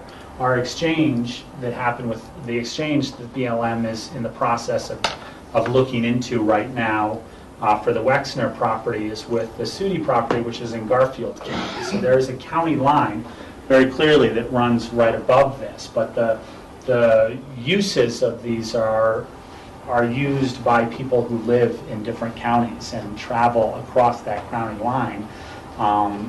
This trail is going to be utilized very heavily, I anticipate, by Carbondale residents. Carbondale residents are Garfield County residents. They're not Picken County residents. So here we are supporting something for them, as we do have partnerships a lot. And one of the things that I've pointed out with our open space and trails stuff before, and I'm just going to open the conversation, open the door now for when we do further trail development, that we look into getting funds from those other partners, just as we have supported with the Stoltenstall property, which is in Eagle County. We have supported with our funds managing open space, that hopefully we will reach out earlier than later to Carbondale and Garfield County to help support the construction of this trail, and that it doesn't just come from our taxpayer dollars. Well, the conversation has really broadened from what we're here for, so I will entertain a motion to accept the Ty Bar Trail subdivision exemption to create an open space parcel. So moved. Second. Any further discussion? Seeing none, all in favor say aye. Aye. Opposed? Thank you. Thank you all for attending. That was lots of fun. I wonder what I did.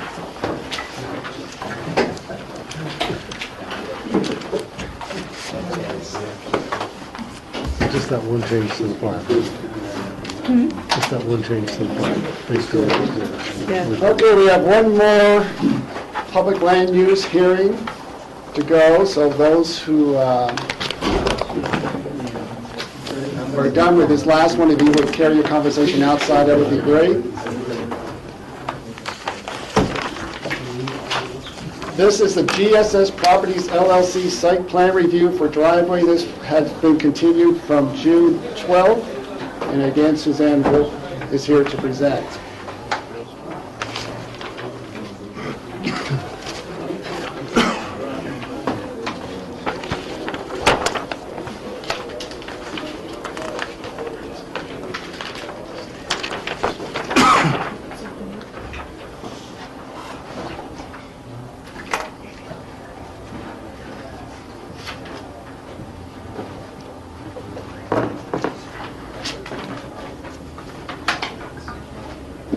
You want the lights off up of this? I just figured I'd put something up for you. I think, I mean, I didn't grab all the maps, Okay. but just so you have a visual of the proposed driveway. I think everyone's familiar enough with the location at this point.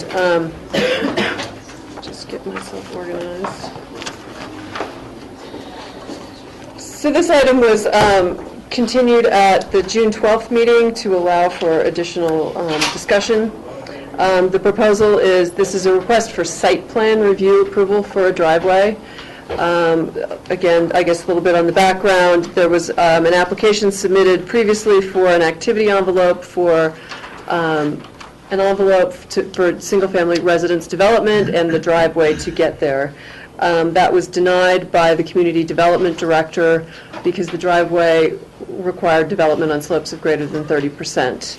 That denial was then taken to the BOCC, where the board found that a taking had occurred as a result of the denial and remediated the taking by approving activity envelopes for the residents and as well as for the driveway. That approval required them to come back for site plan review approval, not only for the residents up above, but for the driveway. So you would have the opportunity to look at the more detailed design of the driveway.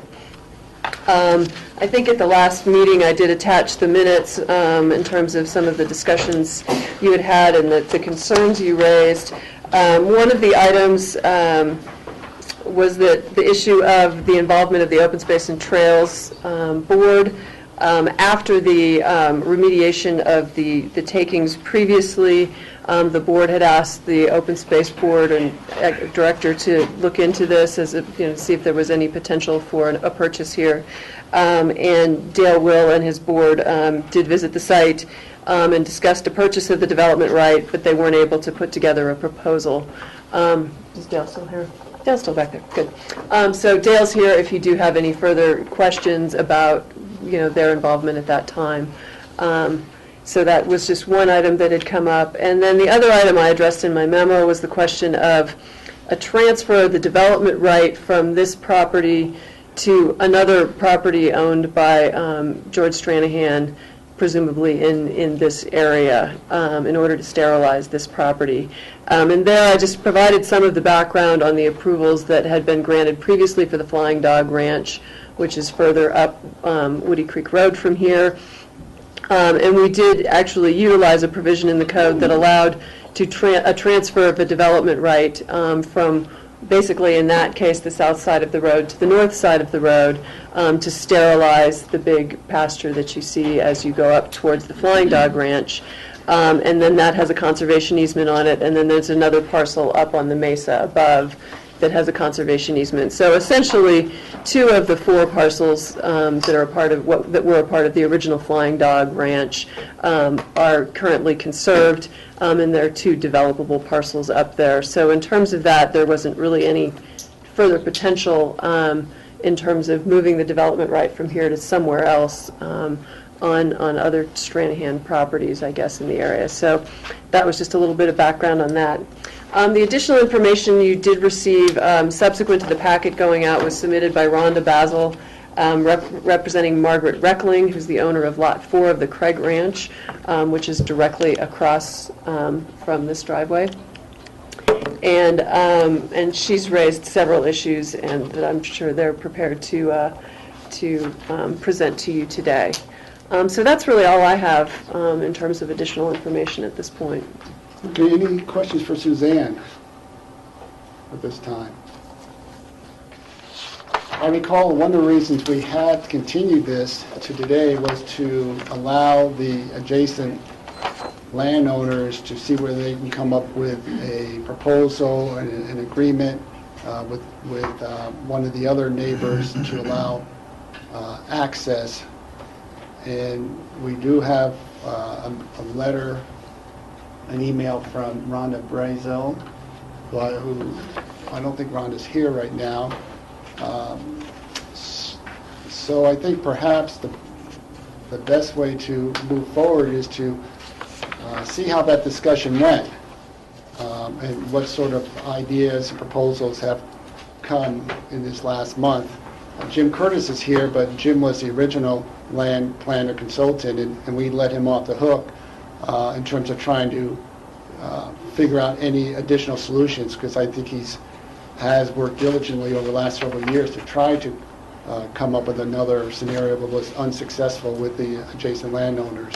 And that's why we left this open to the ability for the other landowners to try to see where they can come up with a resolution. So I guess with that, I'll open this up for public comments, and that will provide an opportunity to perhaps start to delve into this, see if there's other opportunities, how those discussions went. So if you would just identify yourself, please. My name is Margaret Reckling, and I'm the owner of parcel 4 of the Craig Ranch. And along with my property, I also own the Ute City Spring. This originates somewhere in the hillside. No one's really sure. My water engineer, Michael Arian, has told me that any work done in the hillside could affect the flow of the spring that emerges on my property.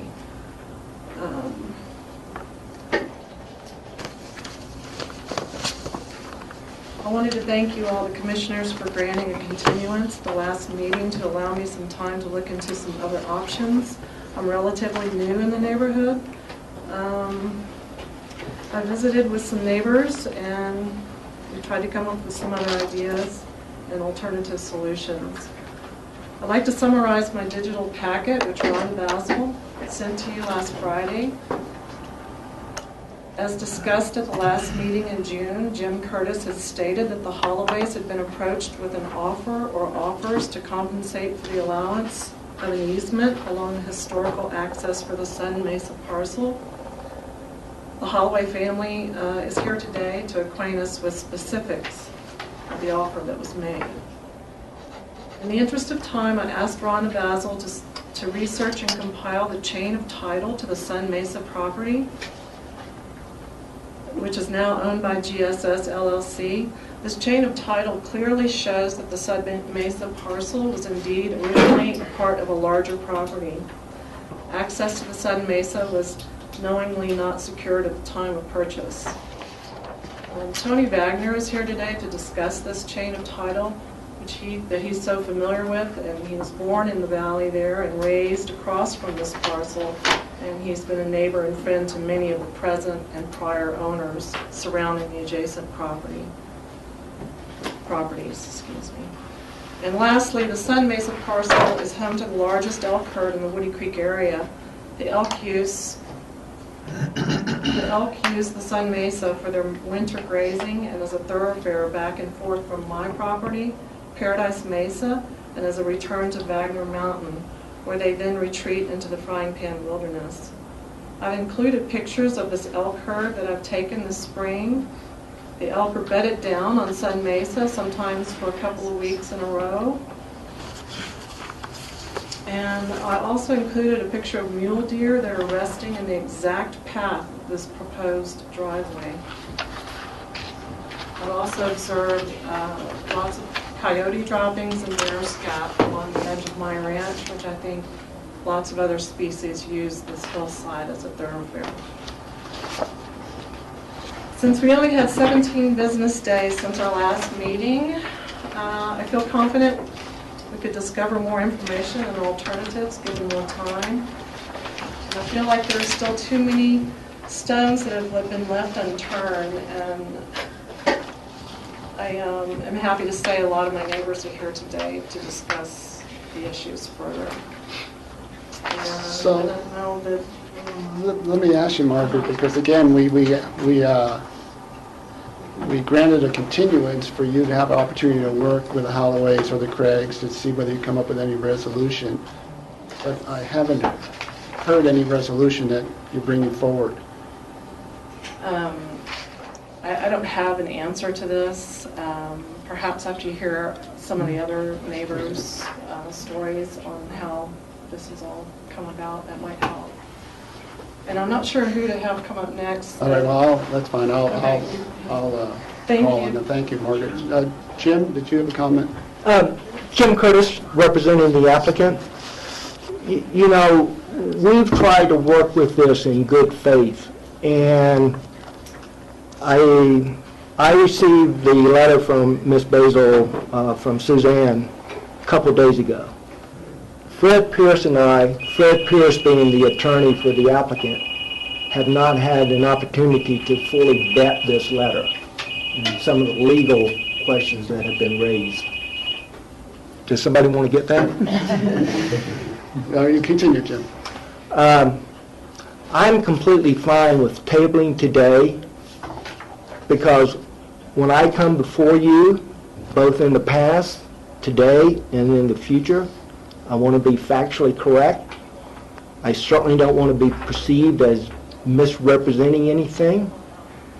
And so I feel professionally and personally, on behalf of the neighbors and myself professionally, and as a courtesy to the board, you know, I want to dot I's, cross T's, work with Fred.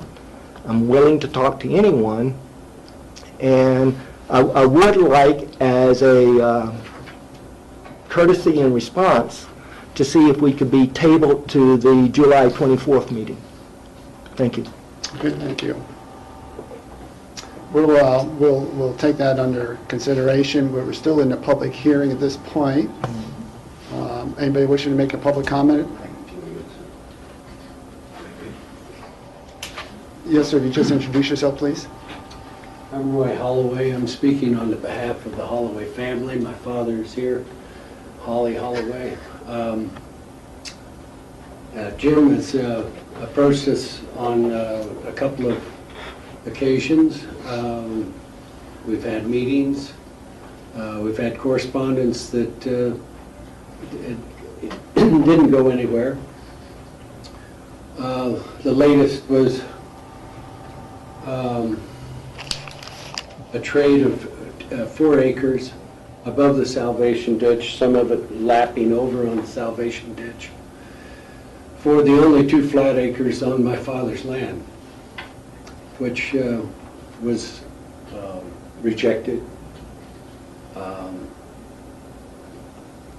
The 4 acres is as worthless to us as it was to them. The 2 acres is flat land that we have stuff stored on, that we are depleting, and yet at the same time it's not something we wanted to entertain. There are documents out recently that suggest that there's possibly an easement that goes through our property. That's, you know, something that is unclear to me, whether it was from Al Barbier and his wife, conveyed to the Claire Sanderson property, which was the Mesa, is the Mesa. I'm not sure whether that easement stays with, with the current owner. I don't understand it. I have a real estate license, and I still don't understand easements as well as I probably should. But at the same time, we rejected all of those just because of my family did not want any traffic through the property, and there was no set amount of money ever mentioned or anything of that nature. The access originally proposed to go through my folks' property would destroy any value that they have in the property, and so consequently it was rejected. There were documents that said that the easement would go with a dry gulch. I was there with my father this morning looking at some of the old roads. When he purchased the property in 1965, the new roads had been cut in by Al Barbier, and they turn off to the left to go to the to Jimmy Ibbison's property, and to the right to my father's property. As best I can remember, and I stand corrected if I'm wrong on this, but Jimmy Ibbison has 2+ acres, 2.5, something like that, on the left-hand side or the western side of the property. And the rest belongs to my father and my mother.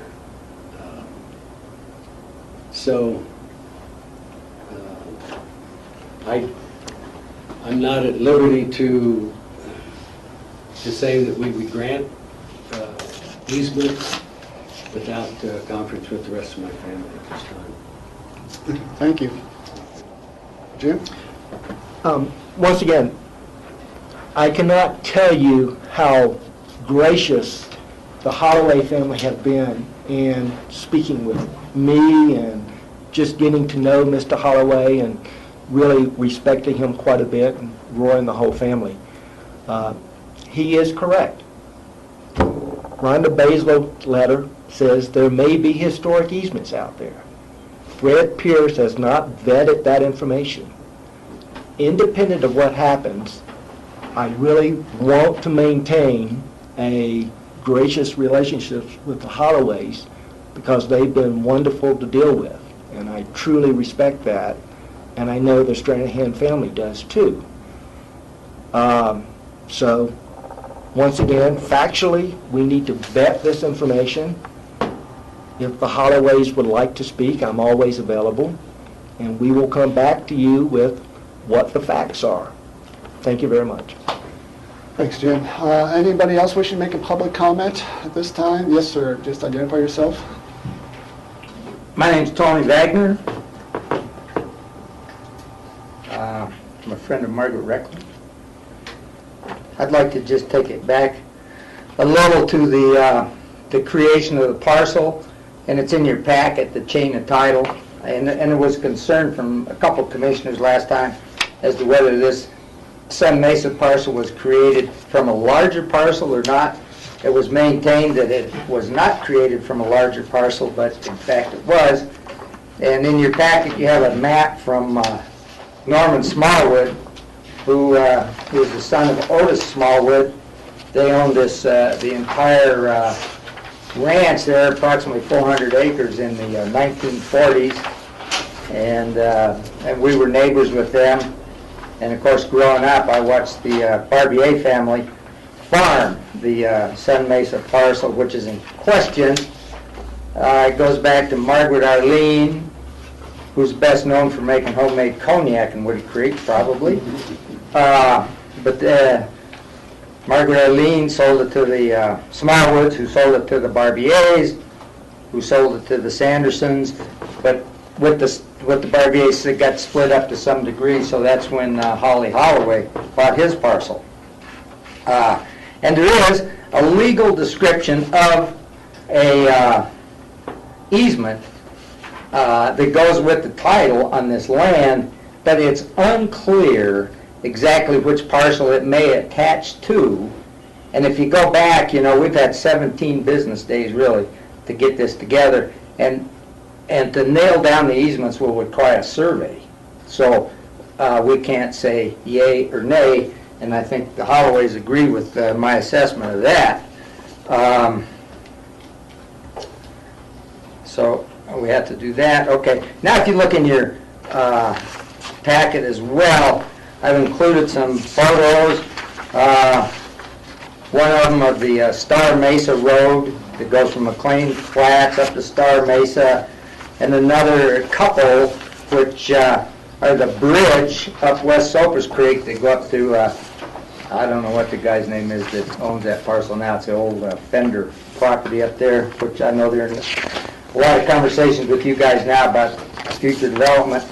Anyway, I mean, if you look at either one of those, you can't deny that they are ugly. And if you just go up Woody Creek, you know, there's the old Mayor Lindsay parcel just down valley from the Flying Dog Ranch. That was kind of the first, at least in this neighborhood, that was ugly. And it seems like every time somebody comes in here, they have an uglier vision of what needs to be done. And I mean, this bridge about tops it all for me. And, you know, now we're going to get 3-tiered retaining walls, which is going to make the bridge look sort of innocuous. And it just, you know, and for the bridge and for the Star Mesa Road, these parcels all came from larger parcels, and somehow people are oblivious to the fact that they're going to need access, and then they come in here and they want favors from the county to please let them get there. And, you know, I can certainly vouch for the Star Mesa access. My Uncle Clyde owned all of that property. There was excellent access to Star Mesa. But when it got subdivided, you know, the people on the flat didn't want any part of Star Mesa because they just wanted to sell it off, and they made improper provisions for access. And it's just, you know, it's not only a hardship for the county to deal with this, but everybody that drives up Highway 82 has to look at the Star Mesa Road. And it's going to be the same in Woody Creek. I mean, that's just not for the neighbors to look at. It's going to be visible from all over. So, you know, that's a real issue, I think. And so, from my view, I just respectfully request that this application for a driveway be denied, and based primarily on a less than a complete job by the applicant. They're not sure if they have an easement or not, and they, you know, now he wants a continuance so he can get more information. I don't know how long they've been in the process, but it's a long time. Thank you. I'll get back to you, Jim, in a second. Any other person wishing to make any public comments?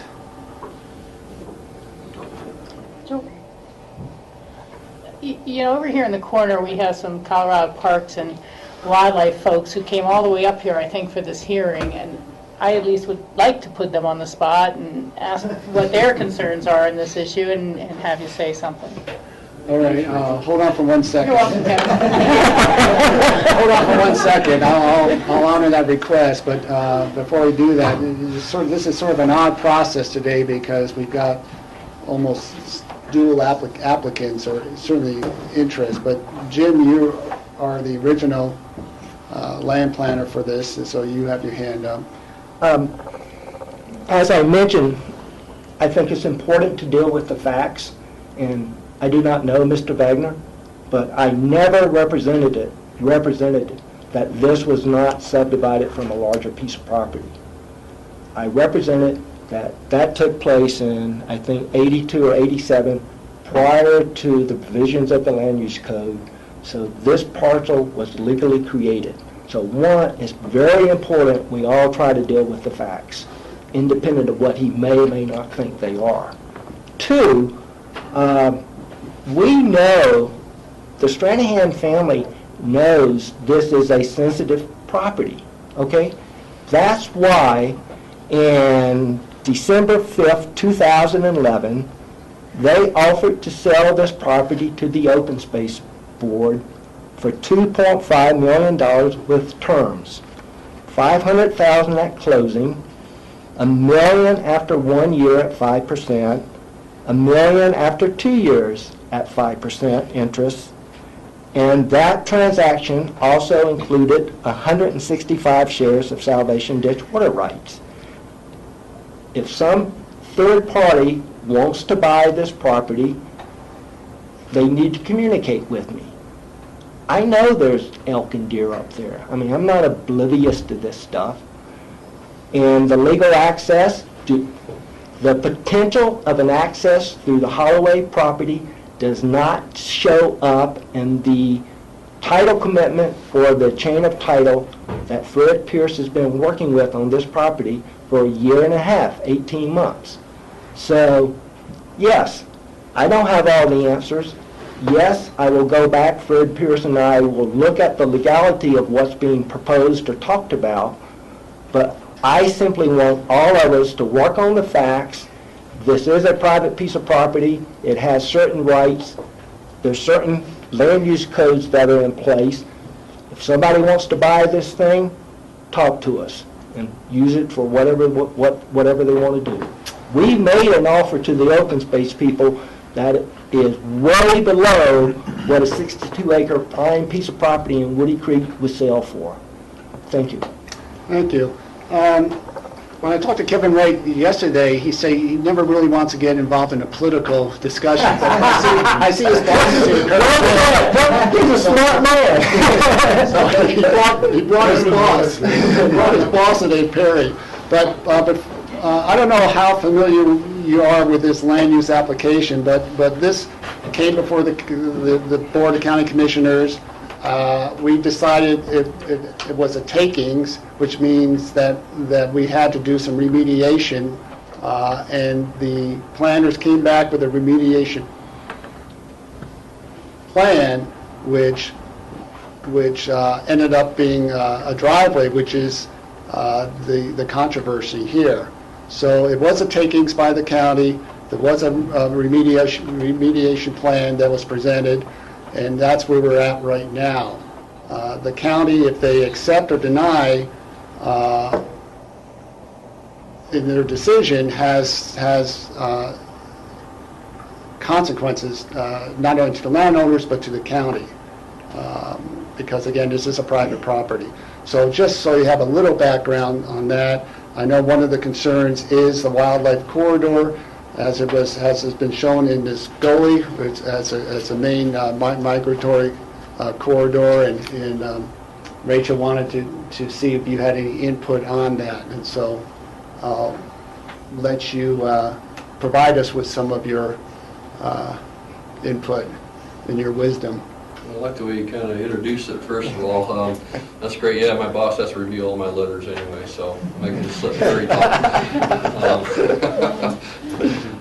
we're asked here to come here by a neighbor and stuff to really address any wildlife issues you may have. And I think my letter of May 7th of 2011 is pretty self-explanatory, but you know, the parcel receives a lot of deer and elk pressure, obviously, and a lot of real heavy spring use in the spring and fall. They come down above the Salvation Ditch and they come down into that lower field a lot. The real big controversy, obviously, is the gully for the access road. It's used heavily. I mean, and putting in a driveway there with big retaining walls and stuff will impact that travel corridor. There's no doubt about it. But they'll probably just shift their travel corridor one side or the other. I mean, they'll probably still come down and access the creek and across to, I think, maybe the Crane parcel, I recall. You know, to get down to the creek. So I remember when we looked at this, there's like 6 different driveway alternatives that we went out and looked at. I think Suzanne asked me to go out and look at them, and actually the last one is probably the least impact of all of them. And you know, obviously from a wildlife standpoint, it'd be better if there wasn't anything up there. And I know Steve had mentioned something about maybe the Division of Wildlife can contribute toward some funds or something like that to purchase the property. And to be real honest with land values in Woody Creek and the upper valley here, our money goes so much farther in other places. You get so many more acres of habitat as you do compared to here. So that's the chances of that going through would probably be fairly minimal.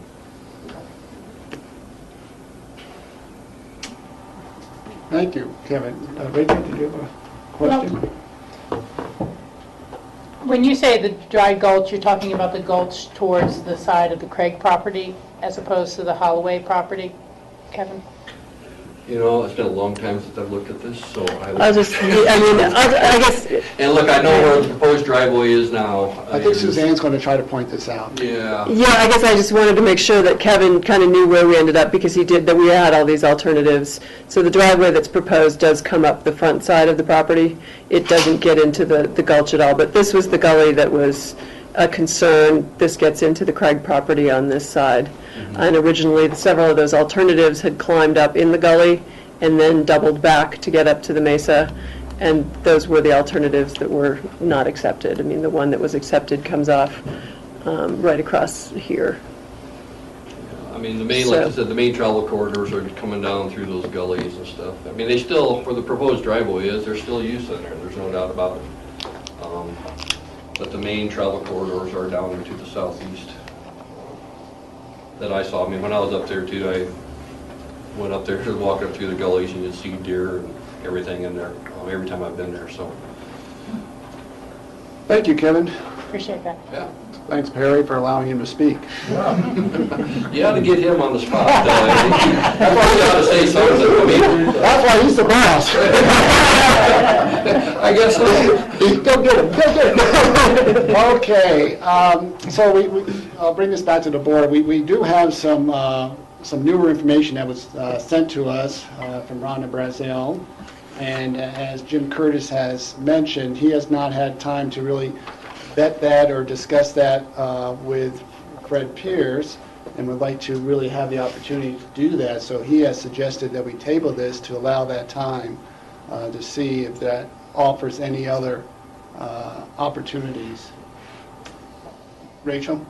Yeah, thank you, George. And I would like to at least take the time while we're gathered here today to ask our county attorney a few questions about the process. You know, and correct me when I'm wrong or fill in what I'm kind of missing on my details. But we did make a takings determination on this property. All the routes for road grades seem to exceed county standards, and I think that was the primary underpinning of the takings determination. But then the remediation plan, as George has alluded to, comes back to us for a determination of whether that's a sufficient remediation, acceptable remediation, or not. And that there's no done deal about the outcome because of the takings determination. Is that correct? That's correct. That's correct. And that I had asked before that we try to get an understanding of what a denial may mean, even if we're not taking an action of that sort at this meeting, if we're continuing it to continue to allow it to work out. But what, to the extent you feel comfortable with that, what are the potential implications of a denial of the remediation? I think Abe may send the applicant back to try to get rid of the retaining walls or find another route, or what else? Pursuant to Section 7 of the Land Use Code, the site plan is reviewed for compliance with scenic criteria at the time of the submission of the site plan, not any event preparatory to that. In effect, that's what this review is. So the review that is in front of the BOCC is to determine whether or not the proposed remediation by the election of, at the time, what was described as Access Plan F is sufficient, and whether or not the proposed construction plan, the site plan, sufficiently meets the criteria of the Land Use Code, particularly Section 7. If it does not, then the BOCCs can deny this proposal. If it does, if the board in its judgment feels that the plan meets the criteria of Section 7 of the Land Use Code, then it can be accepted and development can proceed. If the application or the request for this development and site plan for alternative F is rejected by the board, is denied, there are other alternatives available to the property owner. The property owner can explore additional work at this particular alignment that would alleviate the scenic concerns with the construction. The property owner could pursue additional or alternate points of access that do not involve this particular gully or the gully that has been identified by the division as being the wildlife corridor, although both gullies that bracket the property, bracket the bench, are certainly used. The one to the east is used more highly, at least that's my understanding. And alternatives would have to be pursued along those lines, as well as potentially having further discussions with other property owners in the area. That may or may not involve the county as well. Okay, let me ask a little further. Outside of our land use code, and we get into state statute and land use provisions, can a parcel be landlocked, and what avenues exist for private property owners if they find they're, quote, landlocked? Typically speaking, relief isn't found in statutory language of the state, but more in the common law. The law disfavors any resulting situation that landlocks a piece of property and prohibits its utilization, either for residential development as planned here or for anything else. There are, just off the top of my head, a couple of different avenues that a property owner could pursue, which is a private right of easement, which would require paying a fair market value for such an easement. There could be, obviously this property was part of a larger parcel because everything in this part of the state was part of a larger parcel at one time. At the initial grant of this particularly configured parcel, depending on the circumstances of that grant, there may very well have been facts present that would lead to the conclusion that there was an implied easement granted along with the fee estate in the actual real estate for the benefit of that grantee and burdening the property of the original grantor.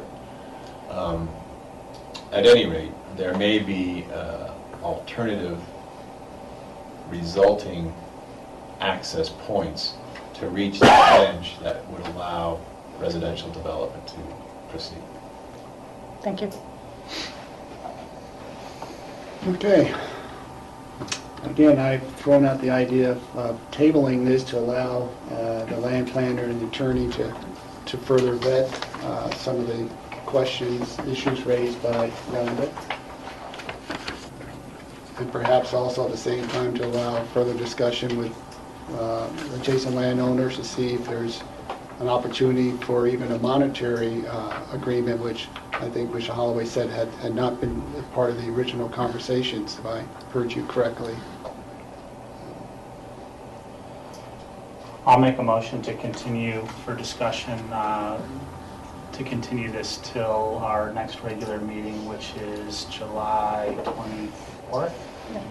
Before we do a date certain, I would like to ask Jim and Fred how much time you think you really will need, given what else I'm sure you have on your plate. This is top priority for me, and we're going to go back this afternoon and get a survey started. Really, it's hard for us to answer. We want to try it in 2 weeks, but it's not just me. It's getting the title researcher and the surveyor to look at the stuff. So I guess we could do a table to date certain, and we could always continue. Again, John, is that what you want to say? That certainly is a possibility if you want. I just wanted to let the board know that I'm going to be out of the office on the 24th, and I won't be at the meeting. The meeting will be covered by Chris Sullivan. the likelihood, to be honest with you, that the different issues that have been raised by the public here today and by the discussion involving the history of the property and its physical situation, personally, I just can't see it being resolved in time to present to the BOCC within just 2 weeks. That's my opinion. Yeah, it seems like it's sort of a short time frame. I would go perhaps a month out. August 14th. I won't be here, if that matters.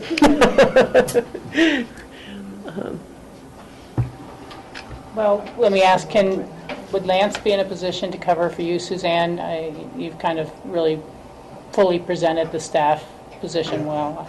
There's not new information that I'm going to need. It's kind of in the hands of you six. August 14th. Jim, that okay? Fred? Sure. I'll make a motion to continue this item till August 14th. Second. Any further discussion? Yes, Steve. This project, whichever way you look at it, has a huge impact on the wildlife population there. Both the location of the driveway impacts the wildlife, the proposed location of a house on the formerly irrigated meadow has an impact on the wildlife. And I hope that we can resolve this, keeping wildlife, the best benefit for the wildlife in mind. And I know even the wildlife use the face of the hill there. They use the irrigated part of the property. They use all parts of the property. So I don't know the best solution for it, but perhaps that could be a charge to come up with the project with the least impact on the wildlife, and maybe Tony, maybe Kevin, different people could have input into that before August 14th. Somebody should buy it.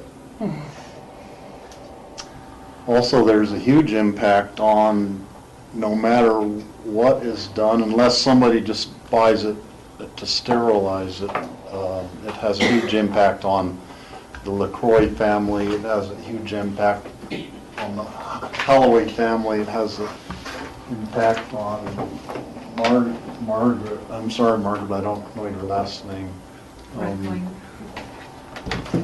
It could have impact on Michael Craig's property. So whichever direction we go with this, it has potentially is impacting neighbors, and I hope we can come up with something that is the least impactful to the most number of people. Okay, further discussion, Rachel? Yeah, I just want to kind of repeat something I said at the last meeting, and it goes along the lines with Steve's comments. I mean, I don't know the reasons why the Open Space Board declined at a $2.5 million price for the parcel, other than, as I said at the last meeting, there is often a desire to see the open space funds used to cure bad subdivisions at a very steep price for a limited amount of acres. I think, at least I'm only speaking for myself, I believe that if a partnership was put together and there were private contributions as well, we certainly would be able to see a different appeal to our Open Space Board, and potentially the evaluation of what those water rights might be in play for use with the Healthy Rivers and Stream Fund. Now, I'm not sure about that. Some ditch situations, it just means the people not using their water don't use their water, and everyone else gets a larger share. So I don't know that there would be value to that fund or not, but I would like to see those things explored to the extent that the Woody Creek neighborhood is interested in trying to pursue something like that for an outright purchase. I mean, there's no way that I at the table or anyone else, I think, wouldn't agree that to see it entirely preserved and not developed would be the best outcome at all. But we're often challenged, and there's a lot of parcels throughout the entire county that have those same sort of pressures I think that when you look, say, even at the Drosty property, how many acres was that in total as a purchase at 17 million? But we had to get GOCO money, we had to get City of Aspen money, we had to get Snowmass money, before we were able to do that. And so, but it is a good example of people working together to say that even though this is somehow accessible and it is developable, it's best not to do it. And if we can see people in this next month try to put those types of partnerships together, we might be talking a whole different ballgame. I'd like to see that happen. Thank you. Okay, that's it for the comments. We've got a motion, a second, I believe. We'll call the question. All in favor in terms of tabling this till August 14th. 14th? Continuing? No, tabling it. Continue. Continuing it. Right, great, thank you. Regardless how you get to, you always continue the public hearing so that other people, the public can contribute later on down the line. No, okay, thank you. All in favor say aye. Aye. Thank you all for attending once again. Thank you very much.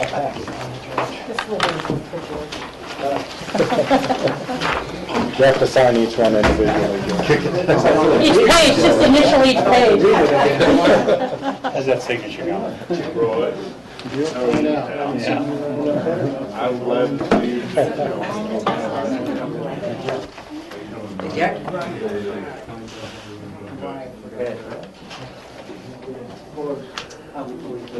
John, do you need this at all, or should I? Thank you. We're going to continue our meeting, so if you folks would head outside. Fred, if you would take your group outside, that'd be great. Well, you're a good guy. We disagree.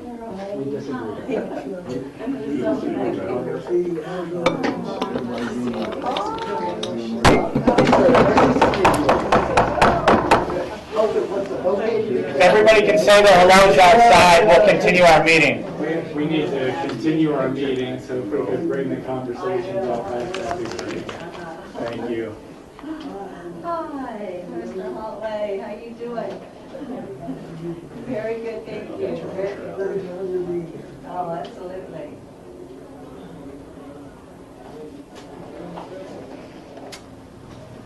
Okay, where are we? I think we're on to our open discussion. I don't have anything new for you today. Anything new?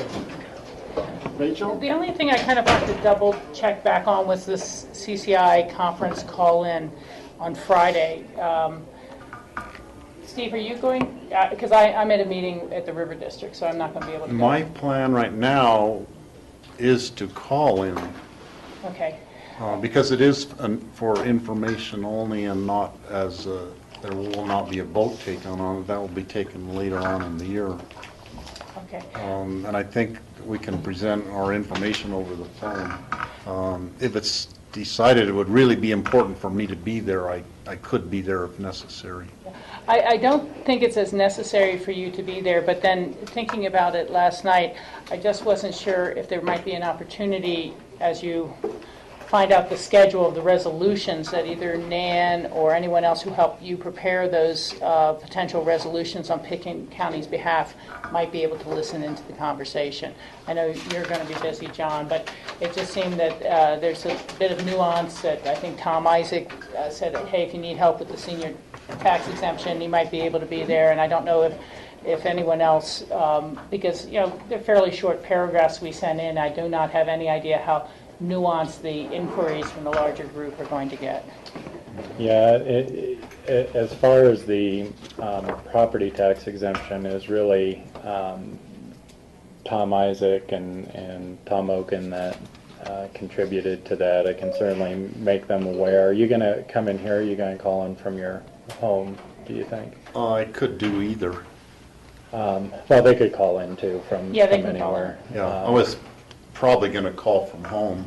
There'll probably be a little bit of nuance on the senior property tax exemption. I think we need to have better clarification between, there's a constitutional issue there as well as a legislative issue that we want changed. It was clear that that write-up wasn't clear enough, and so we may need to provide some clarification there. But the others should be pretty straightforward, I think. So we can let Tom and Tom know. to Okay, call in if that's all it is. Tom Hogan's usually off that day. Yeah. I think.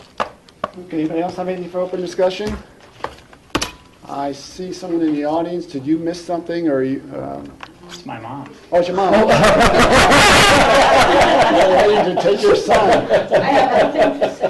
Nothing to say. About your son, really? I said a few things. Okay, with that, I'll accept the motion to adjourn. So moved. Second. All in favor, say aye. Aye. Thank you, grassroots. I got.